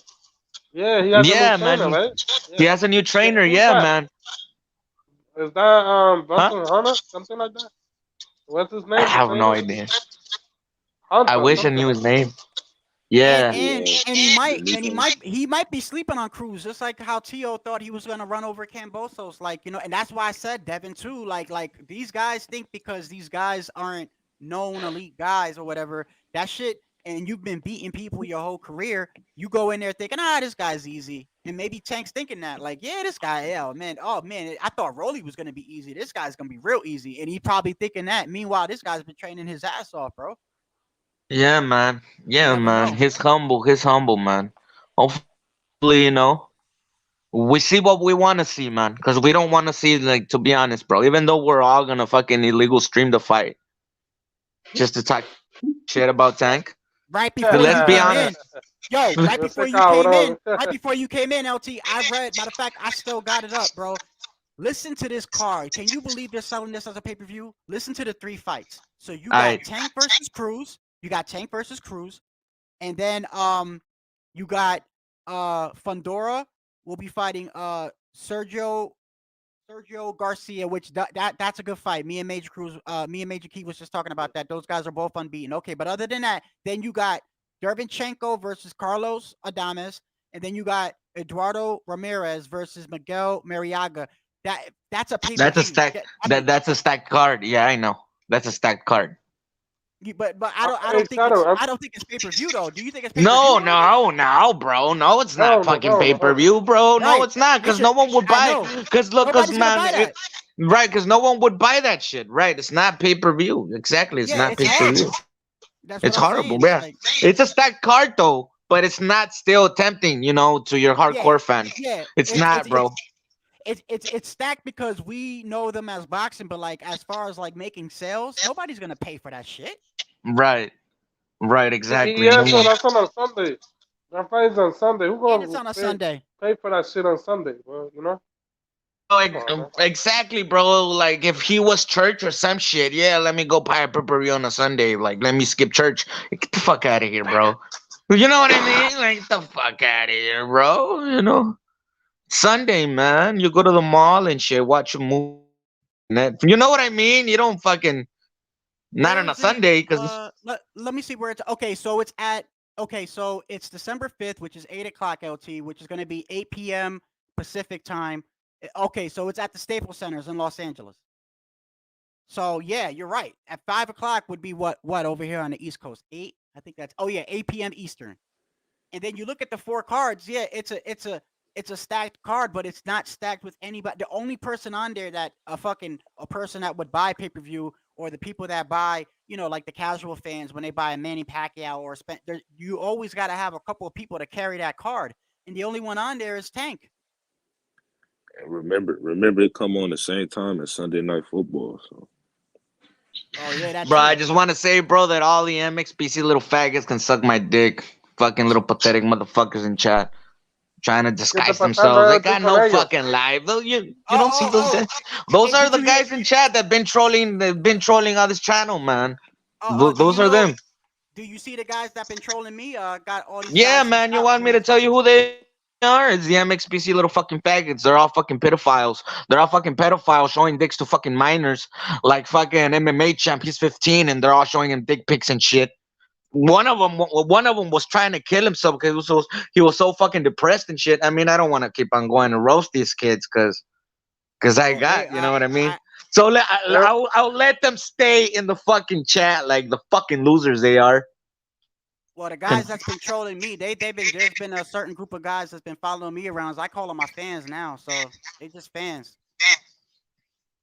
Yeah, man. So like I'm saying, man, that's gonna be fuck. Where's it gonna be the fight again, bro? It's gonna be. Let me see. It's gonna be at Showtime. Showtime pay-per-view. I don't know why the fuck, but Staples Center. That's California. And yeah, California, and it's 5 p.m. in California, 8 p.m. over here. So it'll probably be 7 p.m. my time. Yeah. And listen to Mayweather's statement. Listen to Mayweather's CEO quote: "A lot of people think Tank Davis just has urban fans, but he will pull a crowd wherever he goes. You will see." So he's saying it's gonna do numbers. Yeah, okay. Well, we're gonna see. We're gonna see how many numbers this shit get. Dude, I'll be surprised if it breaks 100,000. Yeah, like Yeah, exactly what I was $100 saying. to take I'll him be live. surprised if big. Yeah, I was gonna saying I'll be surprised if he breaks 100K. Shit probably gonna do like 10K, 20K. On a He's supposed fucking to. He's Sunday. supposed to say that though. He's supposed to say that shit. He better say that shit because Tank is his investment. I don't know, man. You know what, bro? It makes me think like this conspiracy theory shit, bro. Like, why the fuck was Mayweather over there at fucking Mexico at that WBC convention? You know what I mean? Was Oh, you he know what? uh, You just was he reminded me of pleading something. for mercy? Was he pleading for mercy? Hey, Please don't rob my son. Please don't rob hey, Tank. Like, hey, please be fair. hey, you just reminded me of something. Let me ask y'all on a question. Let me ask y'all a question. Okay, so yesterday when I did my live, right? Guido and what Rep It and a couple of other people, they think that I told them I don't think. I think it's politics. But what did you say about the PBC, Guido? That you think I people feel like they go against the Latino fighter every time it's a close fight. And against another African American, they favor them too much. And I feel like and Latino I told fighters them don't get a fair shake over there. and I mean, I they told him I biased. don't agree with that. I told him I don't Yeah. agree with that. I just think it's more politics. I think it's more politics than it is skin color. But what do y'all think about that? Because we were talking about the Figueroa and Fulton. I think Fulton, It's not I only think that. Even with the Adrian Brown one, remember that Puerto and, Rican guy beat him? and Jamel They Charlo stole and the fight for him Castano. too. Jamel Santiago. Charlo Brian and Jamel Castano, Charlo. all that shit. Yeah. Now I'll say this. As far as the Figueroa fight goes, that was a real close fight. Like if I had to give a nod, I'd give it to Figueroa, but because they gave it to Fulton, I'm not outraged. It's not like there was a one-sided fight. But what do you guys think? Y'all think that PPC is like that? Shadow, Yeah. Shadow. I think Figueroa's fighting style is what lost it for him. I think it's his style fighting. That smothering him and then not really landing clean shots. You know what I mean? I think Fulton landed the more cleaner shots. He landed more combinations. Oh, hold on. One of my fans came in. Hold on. Shadow Ghost. Big mistake. Southpaw 773 has the best subscribers. Well, that's good. Oh, and I'm soft. Hey, listen, just make sure that every time y'all come in, bro, that y'all you know that you're giving me views. And thank you for supporting Major Key, bro. He my fan. I love my Yo, fans, bro. I love my fans, bro. They follow me wherever I go. damn, bro. They're looking at you like I Michael love these Jordan or guys. some shit. I know, right? Fucking like I said, he's like these, and look, and all these guys are coming from this guy's channel. I really think they're like the little kids in the corner when you send them to the bodega to get some chips and shit, and you tell them to keep the change. This is what these guys are, bro. These is nothing but little minions, bro. I LT, appreciate you, bro. eso es su hijo. Ese es hijo de LT. Those are your son, LT. It's his cue that they didn't get enough attention growing up. You know what I mean? They didn't get the Bro, they attention still they live with needed. their mommy, bro, and they're fat and ugly. They can't get any bitches, so that's what they live, You said they're man. fat and ugly. You know what I mean? I mean, you can be chubby but good looking and shit. You know what I mean? Oh. Like, you Hey, know, they you go, can. Tú sabes cuando tienes juego con la ruca, tienes hey, they go. labia y le tiras acá. Ellos ¿Qué son onda, tus mami? hijos. Hey, Ellos son Le tus vengas hijos, a LT. mami. Hey, Esos look, son here they hijos go in the tuyos. chat. They say, hey, they call us grass cutters, or they hit it, or the mods got on that. He said, "Go ahead, you grass cutter." See, I love see them guys, man. They say some sweet shit, man. But you know who they What? are, right? No, y'all just acting dumb, but you know who they are, right?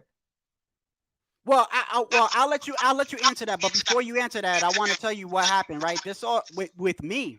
It started yesterday because I was on my live, and somebody had mentioned Southpaw, and I said, well, I talked to Southpaw through in the zone.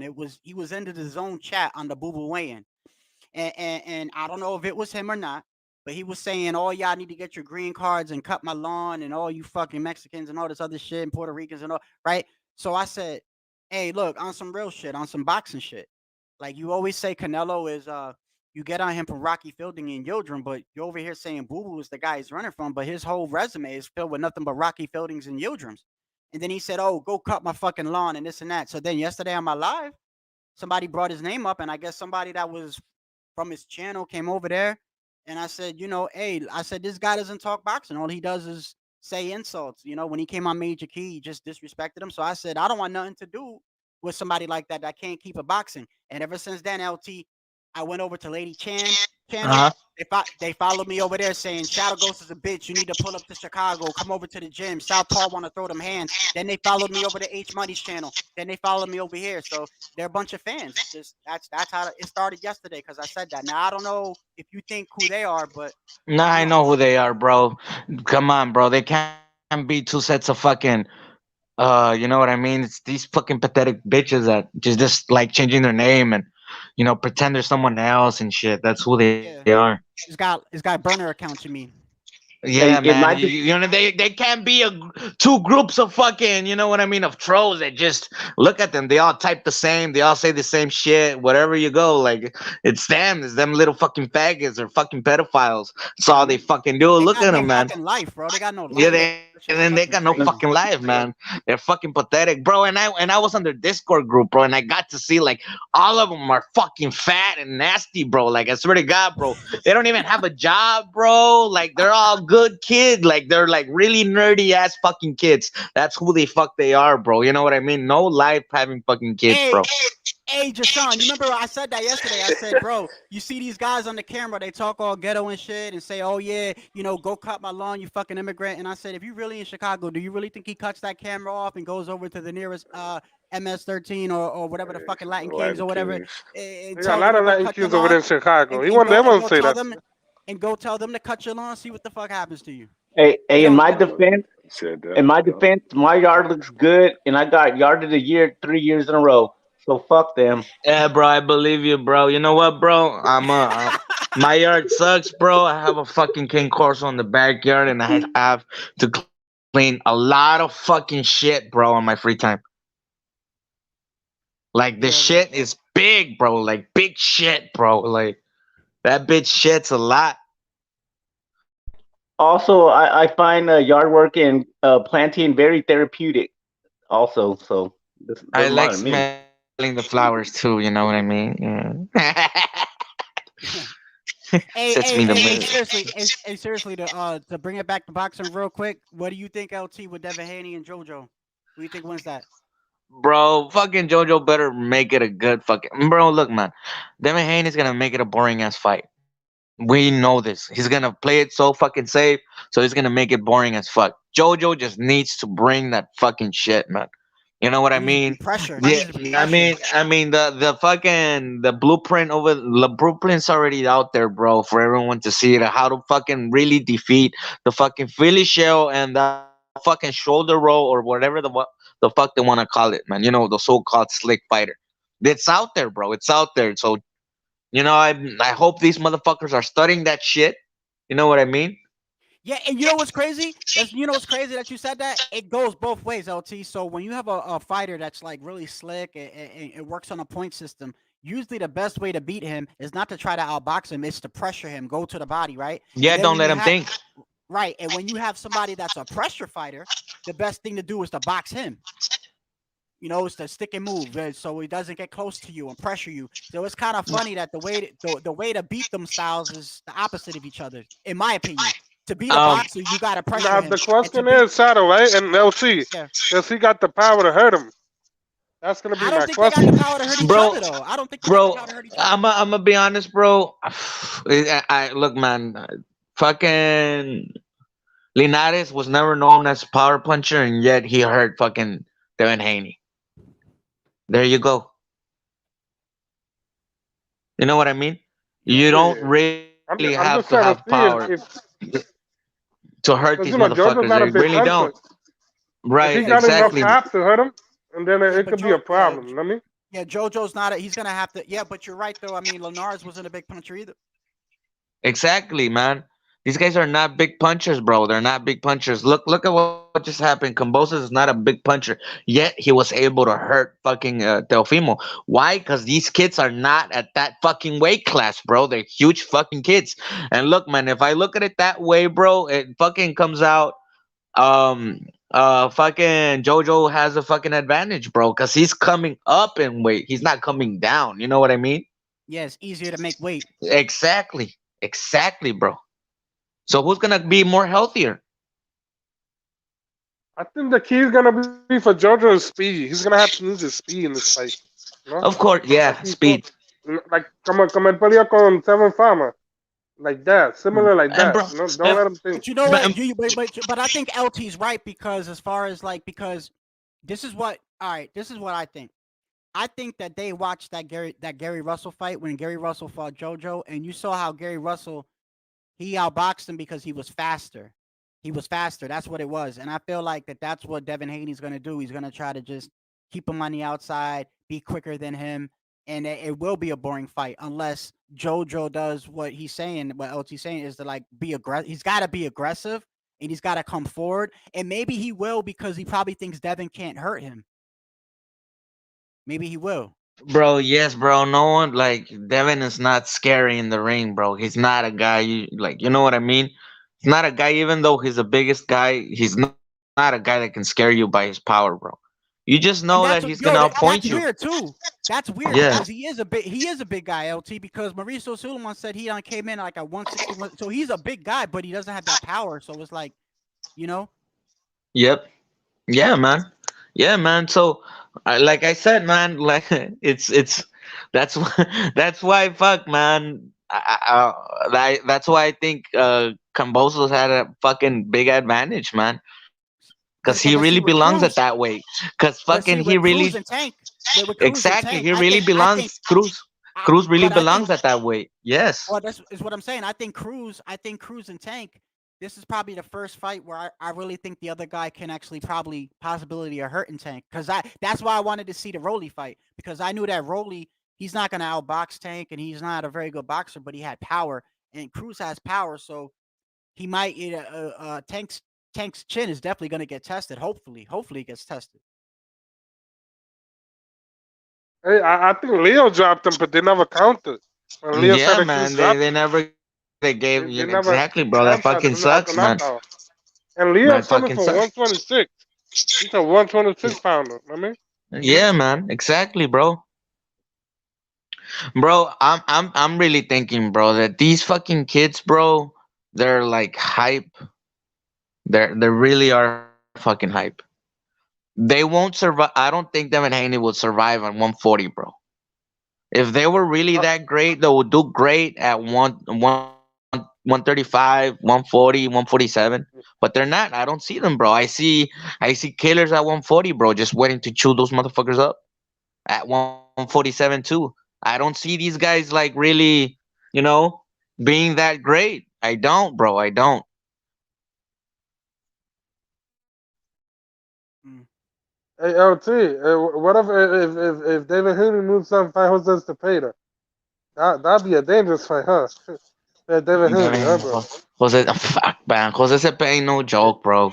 You know what I Yeah, mean? I Like know. he's so underrated. Yeah, he's so fucking Y underrated, Ramirez, bro. y Jose Ramirez también, you know? I Yeah, think he man. probably Jose stopped Ramirez, those Josh guys. Taylor, Regis Yeah, Prograis, all those we dudes, just man. heard They're they too strong for them. Yeah. Like Hey, for Ryan Garcia and David Haney, you know? I think yeah. Devin Haney and Ryan Garcia.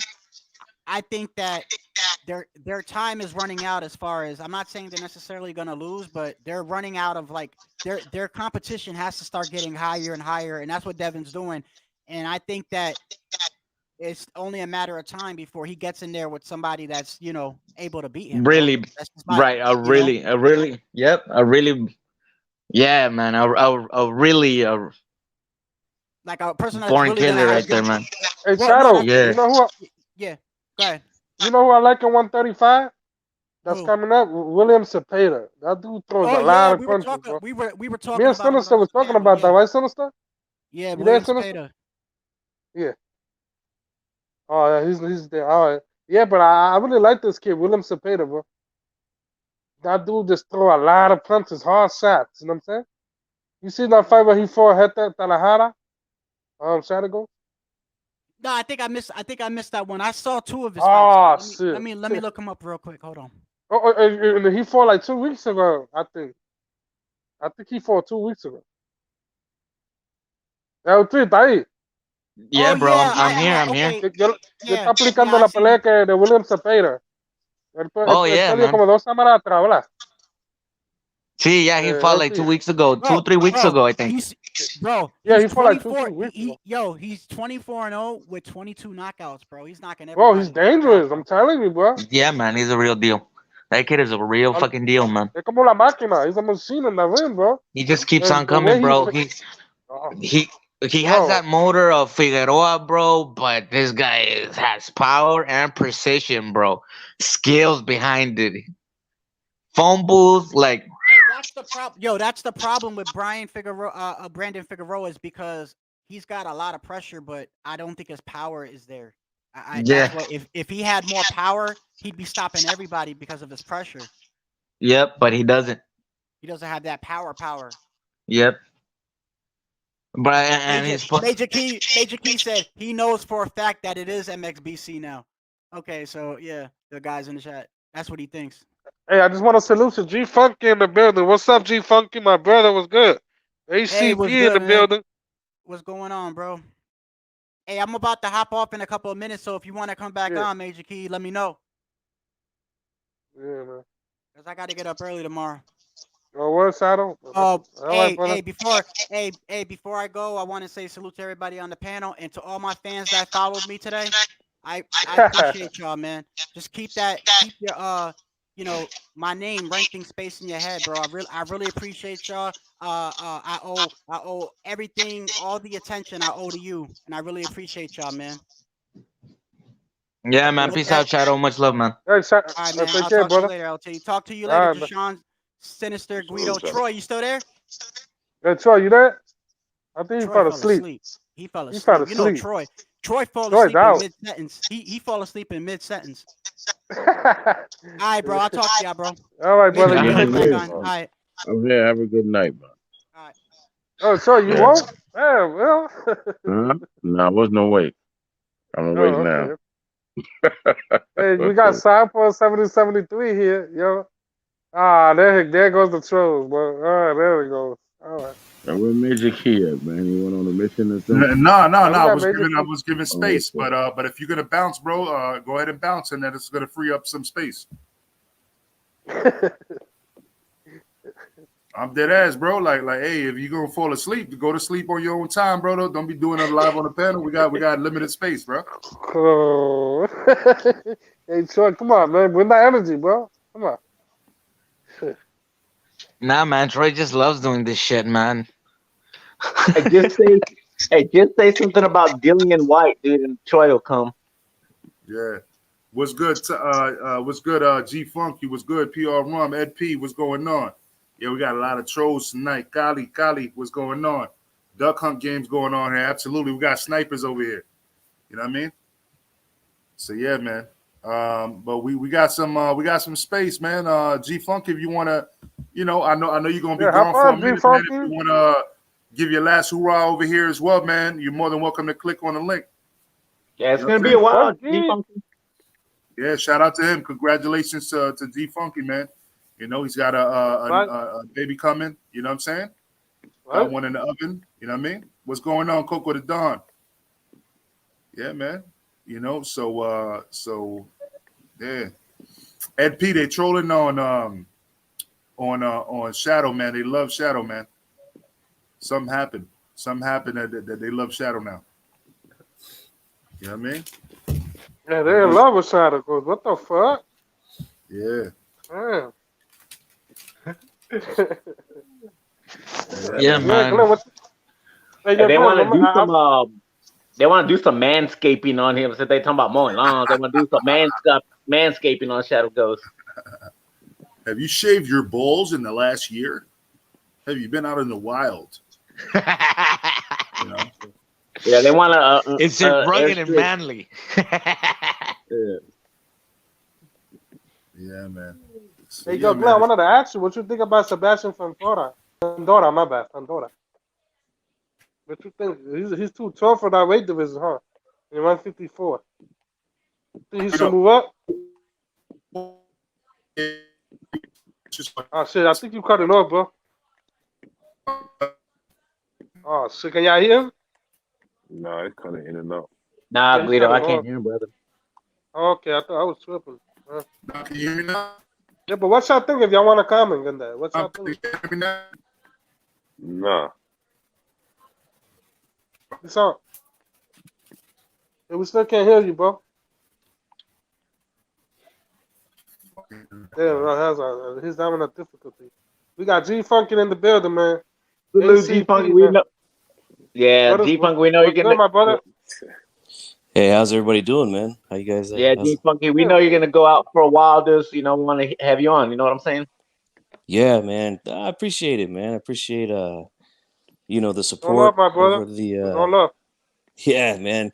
No, I appreciate you guys, man. All the support you guys have given us. Over the time we've been doing the shows and stuff like that, man. But yeah, man, I got to take care of some business. Got another kid coming, so time to put the shows on the shelf for the time being, man. But I'll still be making small videos every now and then, but I can't do the 3 shows per week now, man. It's just too hard to find the time. But I'll be back, man. Just got to do the parent thing for right now, man. But I appreciate all you guys, man. I do. For sure, G Funky. I wish you the best, my brother. You know what I mean? Thanks, Guido. Appreciate Congratulations that, to you, man. brother. Yeah, man. Sinister. Thanks a lot, man. Major Key. LT, I know you don't like me no more, man, but it's all good, brother. Hey, And G-Funky, ¿qué onda, carnal? what's going on, man? How you doing? Pretty good, man. Hey, man, congratulations, bro. Hey, G Thanks, man. Funky is Thanks, is man. Ruben Be Guerrero safe, gonna man. take Be the spot? safe, man. Take care of that family. Family Hey, comes G Funky, first. is Absolutely, Ruben man. Guerrero gonna take the spot? G Funky. Hey, I gotta call and see if he's available, man. He might be the new co-host over there. I don't know. We'll see. All right. But yeah, man, I'm definitely gonna miss it, because with HCP, D-Style and I, we go back all the way to mid 2019. We started doing shows together, and then it's been a long time, man, that I've been doing this. So time to step aside. But you know what I'm saying? I was here from the ground up, man, with HCP. And I met a lot of good people along the way. And that's you guys included. And I appreciate all the support, man. I really do, man. For sure, brother, man. Yeah, man. Whenever you When you come come in, back, we always gonna support you, brother. You know what I mean? No matter Thank you, what, man. bro. You know what I'm saying? Yo, you can hear me Appreciate that, now? brother. Yeah, we can hear you, brother. Oh, there we go, man. I don't know what the hell's going on up in here, bro. But Yeah, yeah, you man. regular. Salute to you, man. Yeah, man. We'll all be waiting here for you to return, you know what I'm saying? And supporting in the meantime. You know what I'm saying? HCP, you know what I mean? We love you guys over here at Major Key Boxing. And it is what it is, man. We're gonna keep supporting, It is what it is. That's all I gotta say. Yeah, But man. yeah, Same for us, brother. yeah, man. We shout you guys out, when we can. We do the little channel appreciations and things like that. And Major Key, bro. I appreciate the support, man, and keep doing your thing, brother. I'll be around here and there, but No doubt. just can't do it like I've been doing for the last couple of years, It's man. all But good, man. We all got priorities, man. We all got priorities, man. That's why.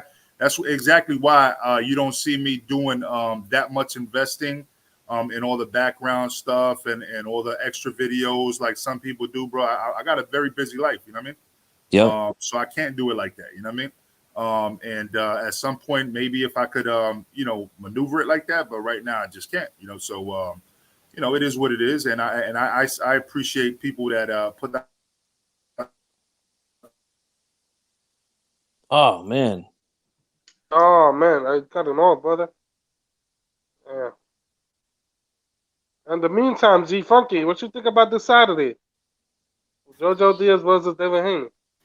Man, I think that's a good fight, man. I'm really looking forward to it because I say this all the time on the show. I really like to see when guys take that step in competition, and I feel like this is that step for Devin Haney.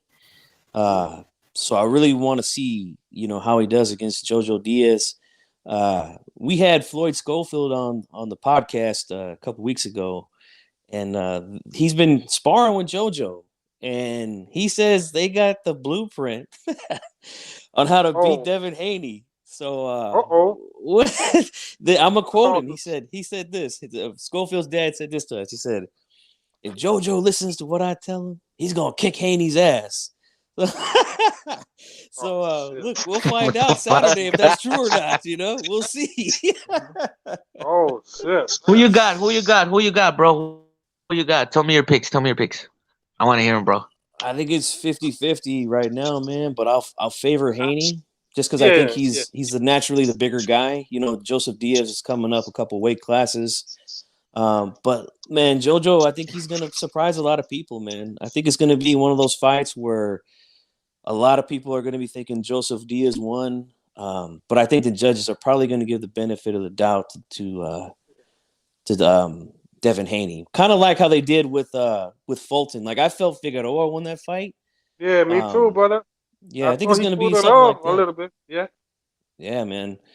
So but yeah, I'm looking forward to it though, man. I love to see the guys step up like that, Yeah. I felt oh, go ahead, Jason. My bad. I haven't heard you talk in a minute. Go ahead, bro. I'm good, Magic King. I'm good. Oh, I thought that was you. Who was trying to talk right now? All right. Don't be all shot at the same time. Hey, I think that that's a question right now that all of us should be asking ourselves. Do we see an upset? And what does that mean for the landscape of the lightweight division? And is that karma coming back at its best? Right. And then to go back before you guys can add on to that, but just before I start breaking up again, because it's freaking the Wi-Fi is horrible. Sebastian Fundora. One of the things is he's a great fighter, but he stands very tall, and I think that Joey Spencer is a threat to him because Joey Spencer is very nasty with it. I'm trying to tell y'all, man. Like, listen to me from now. If anybody, unless Sebastian Fundora actually starts filling in his weight and moving up, if he stays at 154, Joey Spencer's the type that's already at that weight and could cause problems for him. I'm just saying, and y'all could disagree. It's all good. I would like to hear facts behind it though. But that's the way I feel about it. I think Joey Spencer. Yeah, go ahead. So go ahead, William. No, you got it. Go. Okay, I was say, man, Joey Spencer will probably punish Fandora's. He's gonna punish Fandora's body, dude. Because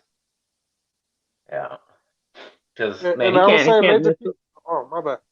No, I'm sorry, Guido. Go ahead. No, what I was saying, I think he got to move up to 160. I think he's too big for 154. You know what I'm saying? He's too big, He's like, what, 6'6"? That's like almost Anthony Joshua height, right? So I think he just got to move up and weight, He's taller than Joshua. He's taller than Joshua? Yeah. Yeah, he is. Oh, my God, bro. He built like a basketball player. That's a big kid, man. Yeah. Damn.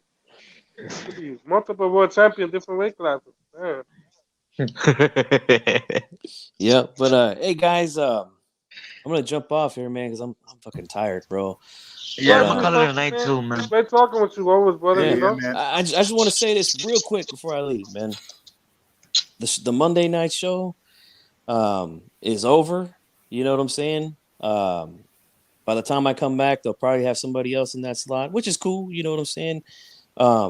But look, man, the reason why I named it the HCP is war is because we went to war with the narratives. The first on the list was Akaka TV. You guys remember when I was over there? Of course, bro. Yeah. I was there too. Hey, the dent. It was the dent that did it on the forehead, remember? Yes. You said it was the dent? Yeah. Oh, man. You flipped that fool, bro. Yep, he was the first on the list, man. But I just want to let you guys... Merry Christmas, J-Funky. Yeah. See you later, bro. Next time, bro. Happy New Year's. Hey, take it easy, LT. Take it easy, man. Peace out, G-Funky. Good luck with you and your family, brother. Thanks, man. But I want to say this, man. Keep the war going, man. Don't let these dudes off the hook. We got to be the alternative to these dudes, man. These narrative pushers and shit, man. We got to protect our fighters. All that good stuff, man. So absolutely keep it rolling, guys. Much love to all of you, man, and I appreciate the support, man. And I'll continue to be here, hitting the thumbs up and listening in when I can, Major. All right, tell them where to follow you moving forward, though, just so everybody knows, you know what I mean, so they could go ahead and subscribe and all of that, you know what I mean, moving forward. Yeah, man. I see a lot of people in the chat saying congratulations, man. Thank you so much. G Funky Boxing, like you see right here on the screen on YouTube. If you're on Twitter, it's at GFunky84. Although I don't really do much there these days, but that's where you can find me there. And that's it, man. Continue to support Major Key, man. Major Key Boxing, you, G-Funky, man. Congratulations, man. Keep us up to date, man, with all that's going on with you, man. Absolutely, right, brother. G-Funky. You got my number. You know what I'm saying? I got yours, man. so we'll keep in We contact. keep in touch, G-Funky. You know? I'll keep in touch with you. Like Absolutely, always, man. Well, I Thank you want to guys, say, man. God bless me and your family, brother, and have a Yes. great one. God bless you guys too, man. Thank you. All right, man. All right, man. Yo, and so final thoughts on everybody on the panel, man. Shout out to the haters, bro. That's what I gotta say. Yeah, man. It is what it is, you know what I'm saying? But you know, That's the like button, though. Yeah, tell everybody where to find you and you know your final thoughts on any of these fights, whether they're upcoming or the past ones. Is up to you. It's really up to you, man. I mean, I'm looking forward for these fights, man. Let's see, man. We might get another upset, like that. Shit. Or we may not. I'm looking forward for these fights, bro. It's been a great year of boxing so far. A crazy year of boxing. But yeah, man, I just want to say, you know, it was a great fucking show today, you know what I mean? Absolutely, Shout out to everybody in the chat, you know? Yes, sir. Send us to my brother. Salute. You know what I'm saying? Mm-hmm. Definitely. It's always a pleasure being on the panel with you guys, dude. And I always appreciate that you let me on. Shit, Demitor, thanks for holding it down in the chat. Shit, I appreciate it. Yeah, snipers out there, bro. Yo, shout out to the real Sinister, the OG Sinister up in here. Yeah, this is the shout real out to OG everybody right in the here. chat. Like I said before, man, if you showed up late, I apologize. You showed up late, but we've been rocking pretty much for almost 3 hours now. So we got to get it going. You know what I'm saying? It's just a Monday night, but I holler at y'all, and I appreciate everybody showing love and support to Major Key Boxing. You know what I mean? Peace to y'all. Have a great night, and we'll see y'all next Monday, man, if not a little sooner. Peace. All right. Peace out, everybody.